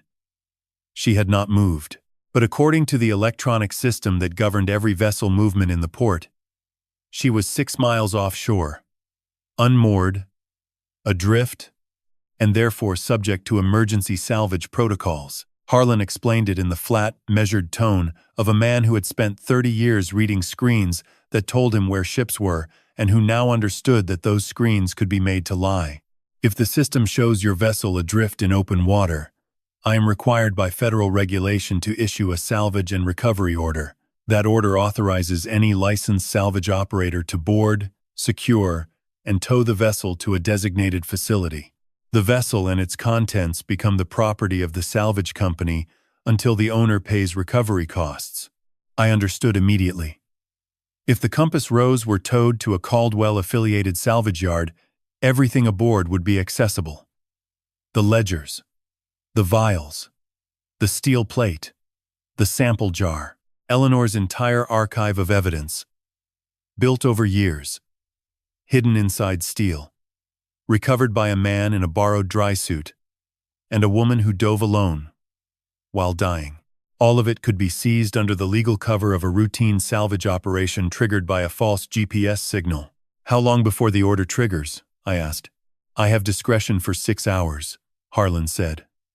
"After that, the system generates an automatic alert to the Coast Guard. Once the Coast Guard receives the alert, I cannot stop it. 6 hours. I looked at my watch. 4:11 in the morning. By 10:11, a Coast Guard cutter would be heading for a position 6 miles south of Fourchon, where no barge existed. And a salvage crew would be heading for Dock 4, where one did. I called Jasper. He answered immediately, as though he had not been sleeping at all, and perhaps he had not. I told him what Harlan had described. He was quiet for 5 seconds, then said, "I know who did this. Caldwell Offshore uses a marine electronics contractor out of Morgan City. They install and service all the transponder units on the fleet. The contractor's name is Bayou Star Navigation. The owner is a man named Peel. He and Renault play poker every Thursday night. The name Bayou Star stopped me. I had seen it before. In Eleanor's second ledger, on a page I had not yet fully decoded, she had written 2 words beside a series of equipment serial numbers. Bayou Star. At the time, I had assumed it was a vessel name. Now I understood it was the company that maintained the electronic eyes through which the Port Authority saw every ship in its jurisdiction. Renault had not merely spoofed a GPS signal. He had used the same contractor who serviced the entire Forshawn transponder network to make the compass rose disappear from one location and reappear in another. I made a decision in the dark, standing on a dock that smelled of diesel and salt and the faint chemical edge of the red compound still clinging to the hull. I would not fight the electronics. I would make them irrelevant. The compass rose had no functioning engine. She could not sail. She had not moved under her own power in 8 years. But she did not need to move to survive the next 6 hours. She needed to be seen. She needed to be physically, undeniably present at Dock 4 in a way that no electronic signal could contradict. I called Thelma. I asked her to contact Cora Benitez. I asked Cora to bring her camera and anyone she trusted. By 5:30, Cora arrived with 2 men I had not met before. One was a retired schoolteacher named Pratt, who had lived on the port road for 40 years. The other was a shrimper named Doucet, whose daughter was one of the 16 children on Thelma's contamination list. They stood on the dock in the pre-dawn dark and looked at the compass rose as though they were seeing it for the first time. Which in a way they were, because until that morning it had been an old barge and now it was something else. Cora set up a continuous video recording from the dock, time-stamped, framing the compass rose with the Dock 4 marker and the port road in the background. Pratt and Doucet signed handwritten witness statements confirming the vessel's physical location. Dated and timed. Harlan, from his office, printed the spoofed GPS record alongside the authentic port camera footage, showing the barge motionless at its berth. By 8 in the morning, I had assembled what Emmeline Landry would later call, when I showed her the documentation, the cleanest case of electronic evidence tampering I have seen in 17 years of maritime law. The GPS record said the compass rose was adrift. The video said she was tied to Dock 4. The witness statement said she had not moved. And the name Bayou Star, written in Eleanor's hand months before any of us knew it mattered, connected the spoofing directly to Caldwell Offshore's own contractor. Harlan used his 6-hour discretion window to flag the GPS anomaly as a system malfunction, suspending the automatic Coast Guard alert. He filed a formal incident report naming the discrepancy and requesting an investigation into the transponder network serviced by Bayou Star Navigation. At 10:15, 5 minutes after the original deadline would have triggered the salvage order, my phone rang. The caller ID was blocked. I answered. There was silence for 4 seconds. Then a click. Whoever had expected the compass rose to be gone by now had just learned that she was still here, still red, still holding everything they had tried to make disappear. I sat on the engine housing and looked at the channel. The tide was coming in again. The red on the hull had darkened overnight, layer upon layer of contaminated water reinforcing the stain like a bruise that would not heal because the thing that caused it had not stopped. Eleanor's ledger lay open in my lap. Bayou Star. She had known. On the 15th day, I removed the concrete ballast from the compass rose. It had been poured into the lower hold sometime in the late 1990s, a crude method of stabilizing a flat-bottomed barge that was never designed to carry the uneven loads Caldwell Offshore had imposed on her. The concrete was cracked in 3 places and had bonded to the hull plates in a way that made removal a matter of breaking rather than lifting. I used a rented pneumatic chisel and worked for 6 hours, filling 2 debris skips that Harlan arranged to be hauled away by a waste contractor out of Houma who asked no questions and charged by the ton. Beneath the concrete, the hull plates were stained with the same green crystalline residue I had found in the engine room on the 2nd day. The stain covered an area roughly 4 feet by 9 feet, concentrated around 2 drain holes that should not have existed according to the original construction drawings. I photographed the stain. The drain holes, and the concrete fragments, noting that the green substance had been sealed beneath the ballast for at least 20 years. Whatever had flowed through those drain holes had done so long before Dominic took control of the company. The contamination was older than his ambition. It was older than mine. By afternoon, the lower hold was empty for the first time since I had signed the asset disposition form on the first day. Without the ballast, the Compass Rose sat higher in the water by approximately 4 inches, and I could feel the difference in her motion. She moved with the current now instead of resisting it, a subtle shift that told me the hull was still sound despite the corrosion and neglect. She was lighter. She was not yet ready to float free, but she was closer than she had been in years. Jasper arrived at 3, with 2 portable buoyancy tanks he had sourced from a decommissioned oil spill response vessel in Intracoastal City. Each tank was rated to provide 1,200 pounds of positive buoyancy when inflated. We secured them inside the lower hold using ratchet straps bolted to the hull ribs, positioning them symmetrically along the center line to maintain trim. With the concrete removed and the tanks in place, the Compass Rose had gained approximately 3,000 pounds of net buoyancy. Not enough to sail, but enough to survive the tide. I needed her to survive one specific tide. On the 29th day, the full moon spring tide would push water levels in Fourchon Channel to their monthly peak, approximately 19 inches above mean high water. At that level, the contaminated discharge from the submerged fuel station pipe would intensify, driven by hydrostatic pressure that increased with every inch of tidal rise. The reactive paint on the starboard hull would deepen from red to a color I had calculated but not yet seen, a color that existed only in the equations I had run on the back of Eleanor's ledger pages. I needed the barge to be floating, stable, and visible when that tide arrived. At 4:30, a white government sedan pulled onto the port road and parked beside Cora Benitez's car. A man in a gray suit stepped out, carrying a leather folio and a federal identification badge. He walked directly to the Compass Rose and stood on the dock looking up at me where I knelt beside the buoyancy tanks. "Mr. Caldwell," he said. "My name is Beaumont Hale. I am a senior field investigator with the Environmental Protection Agency, Region 6, out of Dallas." He did not extend his hand.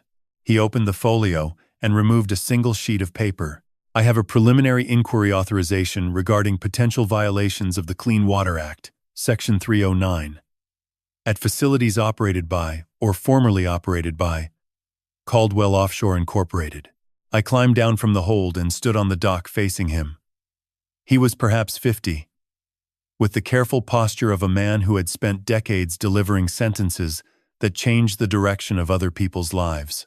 His shoes were clean, which told me he had driven directly from an office to a dock without stopping, which told me someone had made a phone call that had moved faster than I expected. I asked him who had initiated the inquiry.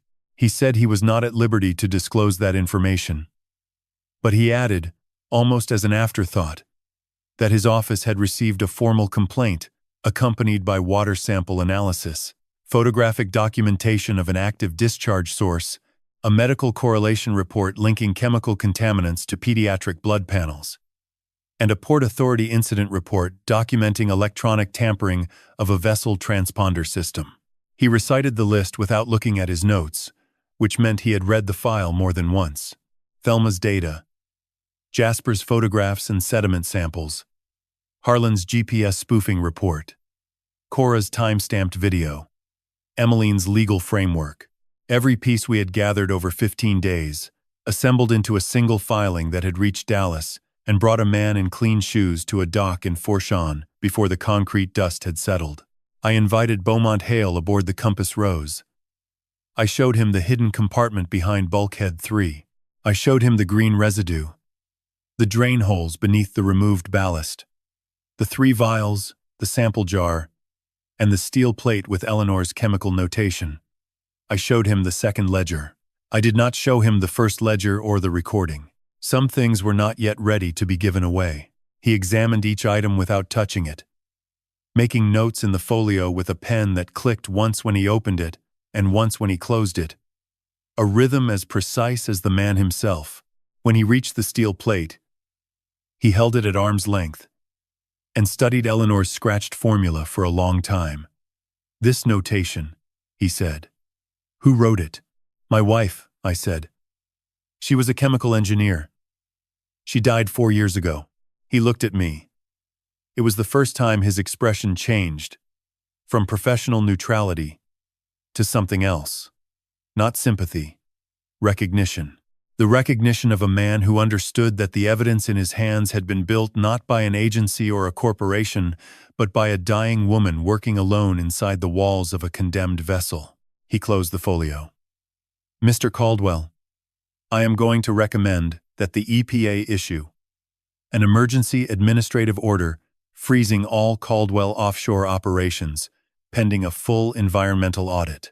Based on what I have seen today, there is probable cause to believe that ongoing discharge of regulated contaminants has occurred over a period of at least 7 years, resulting in documented harm to human health." He paused. "I should also inform you that the medical examiner's office in Lafourche Parish has reopened the file on your wife's death. Her attending physician submitted a request for tissue reanalysis 3 days ago. I had not known. Thelma had not told me. She had done it quietly, the way Eleanor would have, moving a piece into position without announcing the move. Beaumont Hale left at 5:45. I stood on the dock and watched his sedan disappear up the port road. The sun was low, throwing long shadows from the dock pilings across the water. The Compass Rose sat higher now, lighter, her red-stained hull catching the last of the light. Inside the engine room, beneath the steel plate where Eleanor's handprint had been preserved in green residue for 4 years, the bilge pump I had rebuilt on the 8th day began to cycle. Water in, water out. The rhythm of a vessel remembering how to breathe. He came on the evening of the 21st day. I did not hear a car. I did not hear footsteps. I was sitting on the aft deck of the Compass Rose with a cup of coffee that had gone cold, watching the channel darken from brown to black, the way it did every evening when the sun dropped behind the tree line. When I looked up, Dominic was standing at the end of Dock 4, 15 feet from the boarding ladder, his hands in the pockets of a jacket I did not recognize. He was thinner than the last time I had seen him in the boardroom 21 days earlier. The sharpness in his face that I had once attributed to ambition now looked like something else. It looked like the face of a man who had not been sleeping. His tie was gone. His collar was open. His shoes, the Italian leather shoes he had worn to the board meeting, were scuffed along the toe in a way that told me he had been walking on surfaces he was not accustomed to. He walked to the base of the boarding ladder and stopped. I did not stand. We looked at each other across the distance between the dock and the deck, which was perhaps 6 feet of vertical space and 40 years of everything else. "The EPA froze our accounts this morning," he said. His voice was controlled, but the control was the kind that costs effort. Every operating account, every subsidiary. Beaumont Hale served the order personally. I said nothing. "Renault has retained separate counsel," Dominic continued. "He is cooperating with the investigation. He gave them the Bayou Star records this afternoon, the transponder logs, the maintenance contracts, the service calls. He also gave them the procurement files for equipment tag 7743, the valve on the discharge pipe, the one Jasper had found 22 feet below the surface. The procurement file would trace the purchase order back through the Caldwell accounting system, through the approval chain, through the signature of whoever had authorized an illegal discharge pipe on a station that was supposed to have been dismantled. Whose signature is on the procurement order?" I asked. Dominic looked at the water. A shrimp boat passed in the channel, its engine throbbing in the low register that carries over water at night like a heartbeat heard through a wall. When the sound faded, he spoke without looking at me. "Yours." The word sat between us the way the dollar bill had sat on the conference table 3 weeks earlier. Small, quiet, designed to change everything. "The order was placed in 2003, he said. "Your signature is on the authorization page. Your employee code is in the system. The pipe was installed during a maintenance window you scheduled." He looked at me now. "You built this, Dad. Not me. Not Renaud. Everything you have been collecting on this barge points back to infrastructure installed under your authority. I set the coffee cup on the engine housing. I placed my hands flat on my knees and let the silence do what silence does when a man has just been told something designed to make him doubt the ground beneath his own feet. Then I said, "Open the contract." Dominic frowned. "The asset disposition form. Page 3. The clause your lawyer added in language she thought I would not recognize." His weight shifted from left foot to right. The kind of shift a man makes when something solid becomes uncertain beneath him. Clause 7, I said. Your lawyer drafted it, so the buyer assumes all environmental liability during the period of ownership. But Emmeline Landry read the original language. The language your lawyer copied from a template your mother wrote 11 years ago and filed in the company legal archive. The original does not say during the period of ownership. It says during the period of operation. The distinction was everything. Ownership began the day I signed the form. Operation covered every year the barge had been a Caldwell asset. From 1989 to 2018. 29 years of discharge, illegal pipes, falsified reports, and contaminated water flowing into a bayou where children swam. The liability belonged to the company that had operated it for 3 decades. As for the procurement order, I said, the signature is mine. But the order was placed on September 14th, 2003. I was in Galveston that week, at the Offshore Technology Conference. I have the hotel receipt, the registration badge, and a photograph of myself at the Caldwell exhibition booth on September 15th. Your mother kept every conference photograph in a box in the attic, organized by year. I let that settle. Someone used my code while I was 400 miles away. There is only one person in the company who had access to my code besides me. Dominic did not speak. Your mother knew, I said. She found the record. She traced the code. She documented it in a ledger inside this barge, written in a code only I can read. The channel was fully dark. The sodium lamp on the fuel pier threw yellow light that reached the dock but did not touch the water. Dominic stood at the boundary of that light, half illuminated, half in shadow. You are not going to win this, he said. But the sentence had no weight. It fell from his mouth the way a tool falls from a tired hand. I am not trying to win, I said. I am trying to make sure the water is clean enough for children to swim in. He turned and walked back along the dock. At the end, he stopped.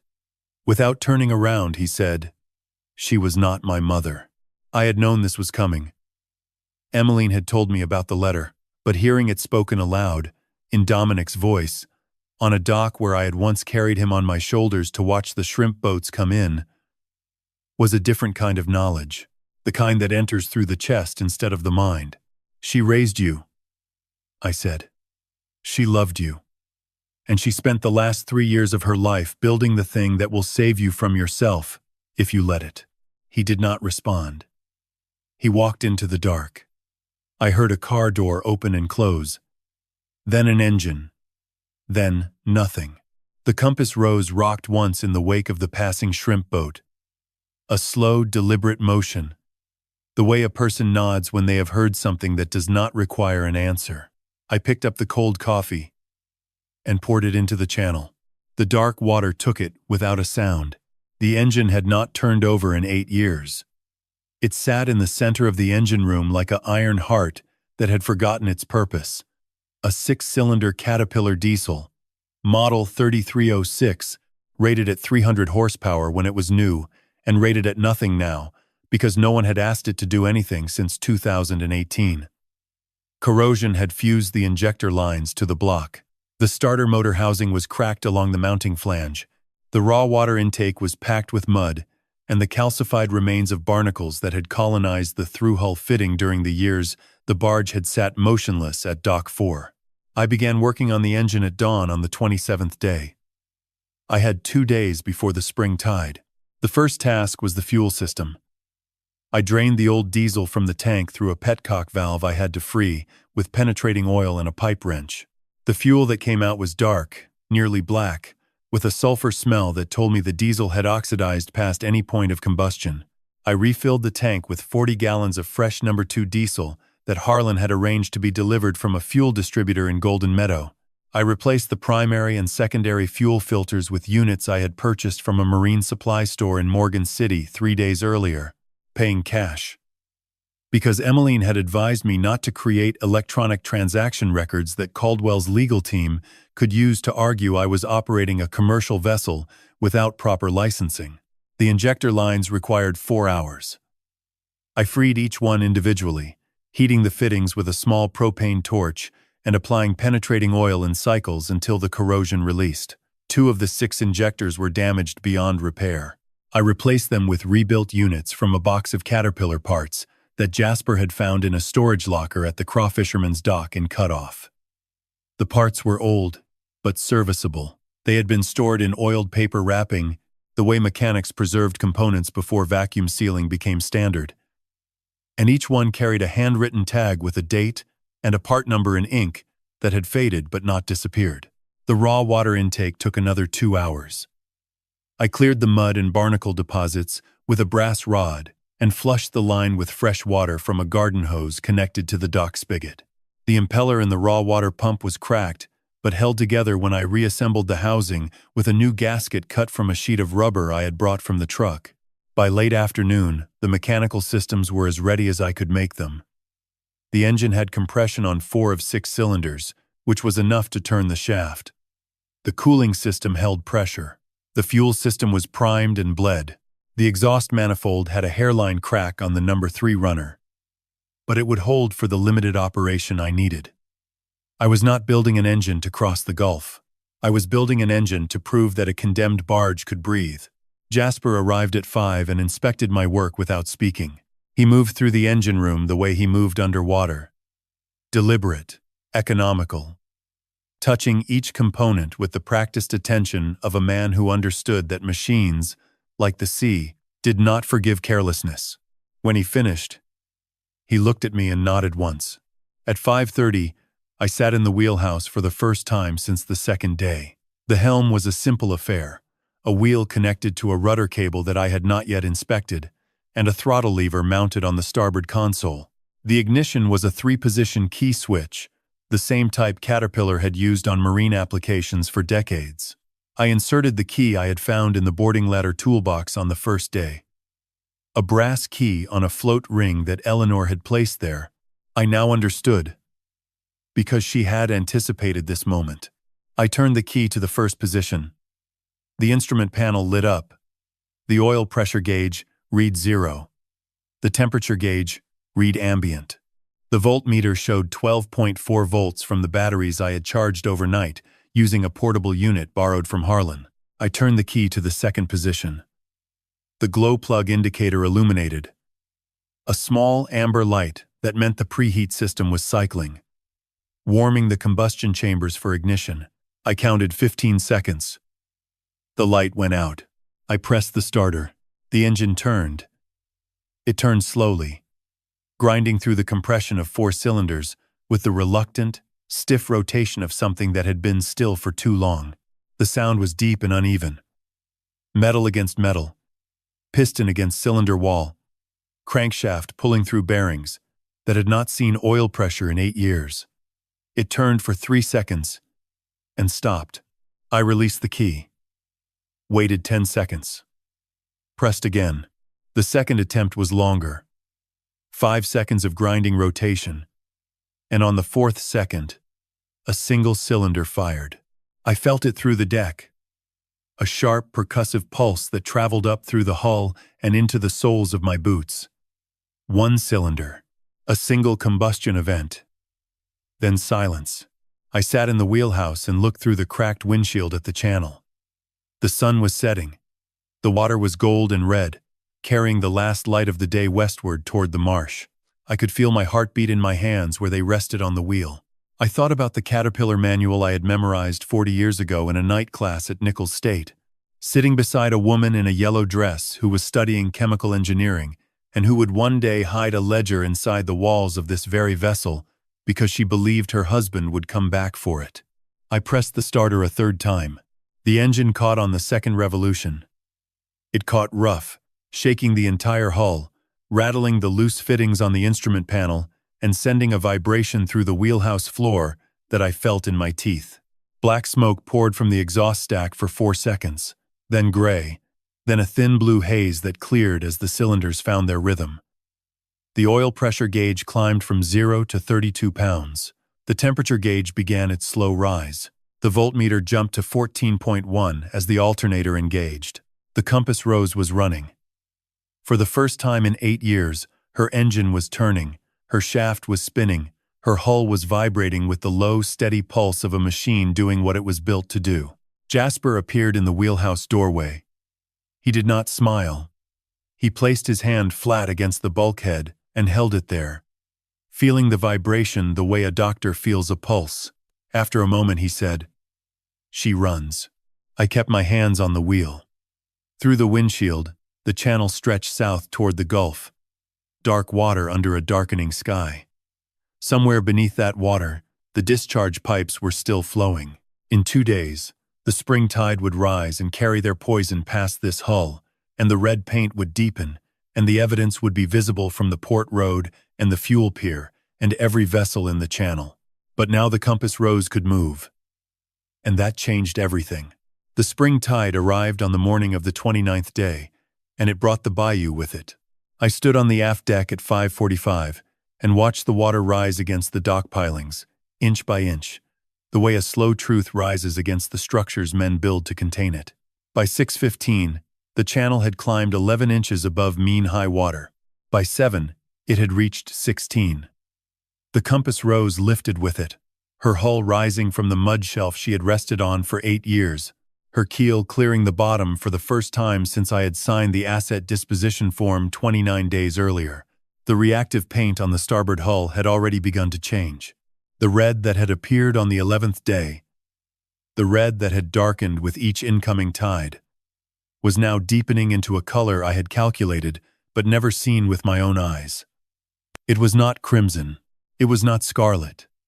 It was the deep, nearly black red of venous blood, the color that chromate reactive polymer produces when hexavalent chromium concentrations exceed 200 parts per billion, 4 times the threshold that had turned the hull red 18 days ago. The spring tide was pushing contaminated water from every active discharge point in the channel system directly against the hull of the compass rose, and the hull was answering in a color that could be seen from the port road 300 yards away. Cora Benitez was already on the dock with her camera and the red notebook.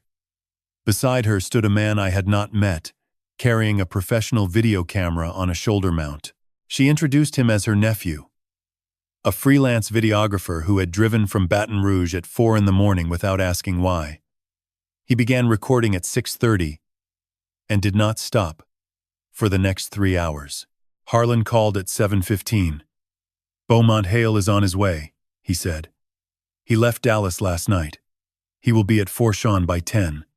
He paused. "Warren, there are 2 federal marshals with him." I hung up and went to the wheelhouse. The engine was warm. I had started it at 5, letting it idle for 30 minutes to bring the oil temperature up and confirm that all 4 firing cylinders were holding steady. The oil pressure sat at 31 pounds. The cooling water discharge was flowing clean from the exhaust port.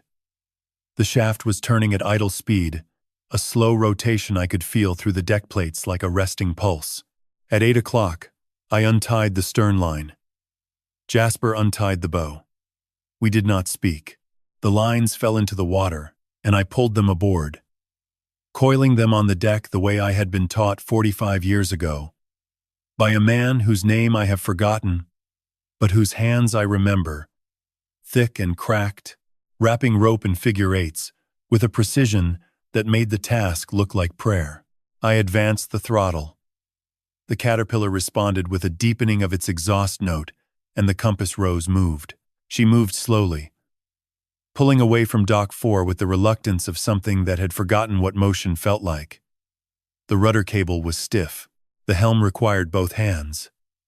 But she moved, and the water parted at her bow in a small wave that caught the morning light and held it for a moment before releasing it back to the channel. I turned her south, toward the open water beyond the fuel pier. The starboard hull, the side now facing the dock and the port road, and the growing number of vehicles that had begun to line the shoulder, was fully visible. The deep red band along the waterline stretched from bow to stern like a wound that had been opened and refused to close. Cora's nephew tracked the hull with his camera. On the port road, I could see Thelma standing beside her car, watching. Beside her was a man in a dark jacket who I recognized as Doucet, the shrimper whose daughter was on the contamination list. He was holding a phone to his ear. The compass rose past the fuel pier at 8:12. The sodium lamp was off, its yellow light replaced by the gray morning sun. I looked at the concrete where Renault had stood 13 days earlier, loading green drums onto an unlighted crew boat. The concrete was empty now. Renault was in a federal interview room in New Orleans. His separate counsel had negotiated a cooperation agreement that morning. Harlan told me later, in exchange for testimony regarding the procurement, installation, and maintenance of 5 illegal discharge systems across 4 Caldwell offshore platforms and 1 land-based outlet feeding directly into Bayou Lafourche. 5 systems. The same 5 Eleanor had documented in her ledger. Every coordinate, every pipe diameter, every chemical concentration. She had mapped the entire network years before any investigator had known it existed. At 8:30, a white sedan and a dark blue SUV appeared on the port road, moving fast. They parked at the Caldwell offshore service dock, 200 yards north of Dock 4. Beaumont Hale stepped out of the sedan. 2 men in dark jackets stepped out of the SUV. Federal marshals. They walked directly to the Caldwell dock office, and one of them carried a document folder that I understood, even from this distance, contained an arrest warrant. Dominic was inside that office. Harlan had told me he had arrived at 7:45, alone, driving himself for the first time in years. No driver, no Renault, no board members. He had parked in the space-marked CEO and walked inside. Without looking at the channel where his father's barge was moving for the first time in 8 years, with a hull the color of accusation, I did not see the arrest. I was 200 yards south, holding the wheel of the compass rose, watching the dock through the cracked windshield. But Jasper saw it. He was standing on the bow with binoculars. He told me later that Dominic walked out of the office between the 2 marshals without resistance. He was not handcuffed. He was not restrained. He walked with his hands at his sides, looking straight ahead, and he did not turn toward the channel. The federal indictment, when it was unsealed 3 days later, named Dominic Caldwell, Renaud Thibodeau, and 4 Caldwell offshore subsidiary officers in a 37-count complaint alleging criminal violations of the Clean Water Act, conspiracy to obstruct a federal environmental investigation, fraud, falsification of regulatory documents, and negligent homicide in connection with the deaths of 3 children in Lafourche Parish. The estimated environmental remediation cost was $340 million. I brought the Compass Rose back to Dock 4 at 9:15. I tied her up myself, bow and stern, using the same cleats, the same lines. The engine idled for 5 minutes while I stood on the dock and listened to it. Then I reached through the wheelhouse window and turned the key to the off position. The engine stopped. The silence that followed was not empty. It was full. The way silence is full after something important has been said, and the room is still absorbing the sound. 6 months after the indictment, the bayou came back. Not all at once. Not the way it was before the pipes were installed and the drums were filled and the water turned into something that killed children in their sleep. But it came back the way most honest things return, slowly, without announcement, in the quiet accumulation of small recoveries that no one photographs because they are not dramatic enough for the evening news. The redfish returned first.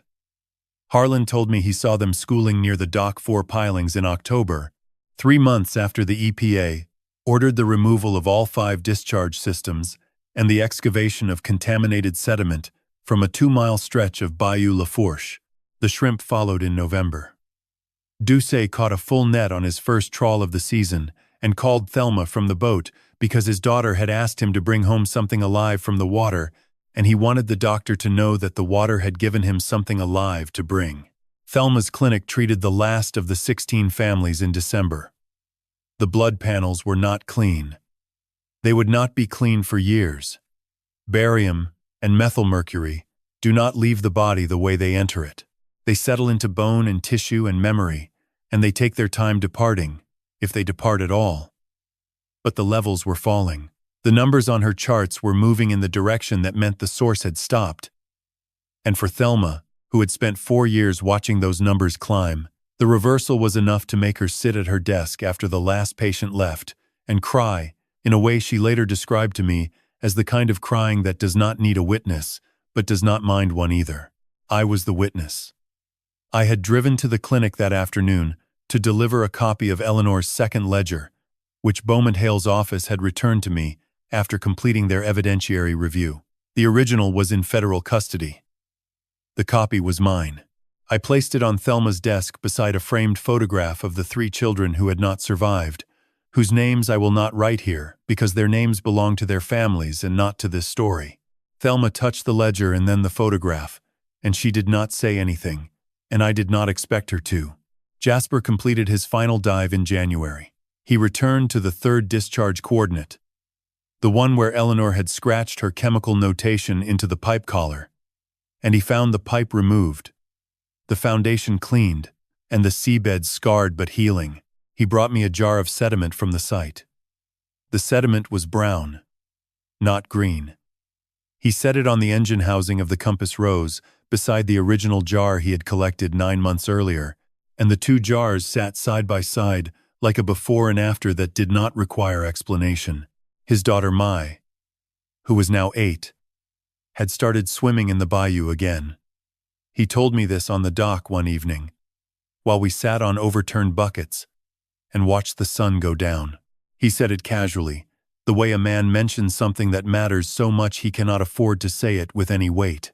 Emmeline Landry's firm represented the 16 families in a civil action that was settled out of court for an amount I am not permitted to disclose, but which was sufficient to ensure that no child in those families would lack medical care for the duration of their treatment. The settlement was funded by the liquidation of Caldwell offshore assets, a process overseen by a federal receiver who occupied the same corner office where Dominic had slid a $1 bill across the conference table and told me that was what my life was worth. Dominic pleaded guilty to 14 of the 37 counts in March. His sentence was 12 years.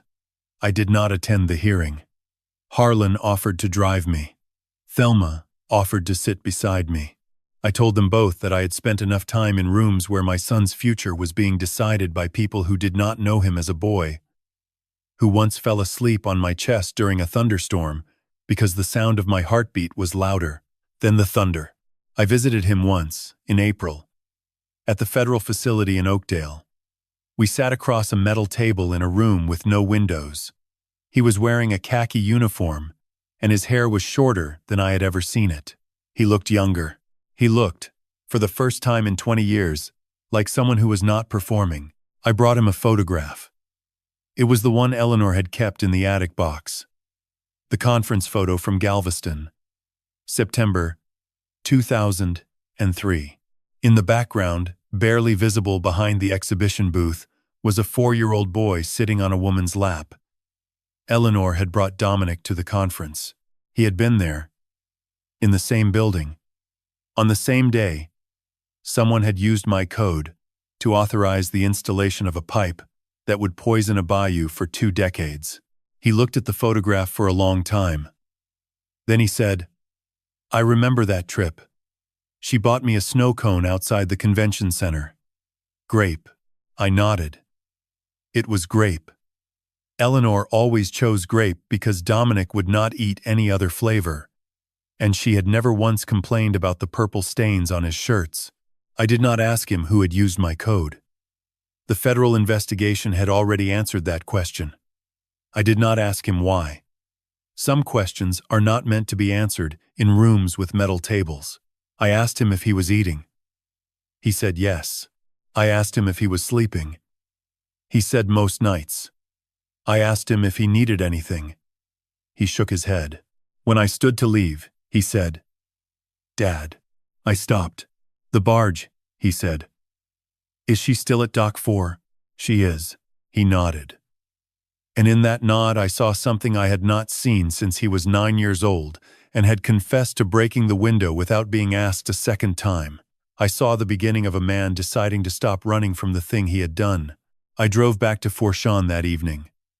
The Compass Rose was where I had left her, tied to Dock 4, her hull still carrying the faded red stain of the reactive paint along the starboard waterline.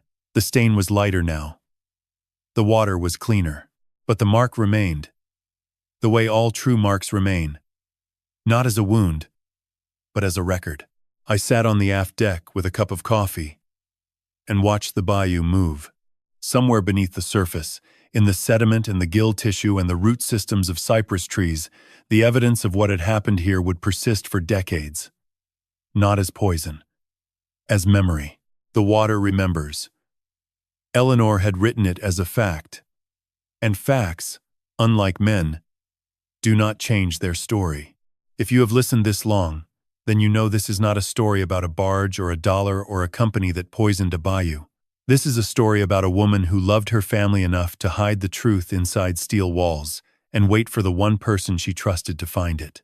And it is a story about a man who almost forgot that the most important thing he ever built was not a company or a ship. It was a promise to leave the water cleaner than he found it. My name is Warren Caldwell. Thank you for listening. And may God bless the children of Bayou Lafourche. Every single one.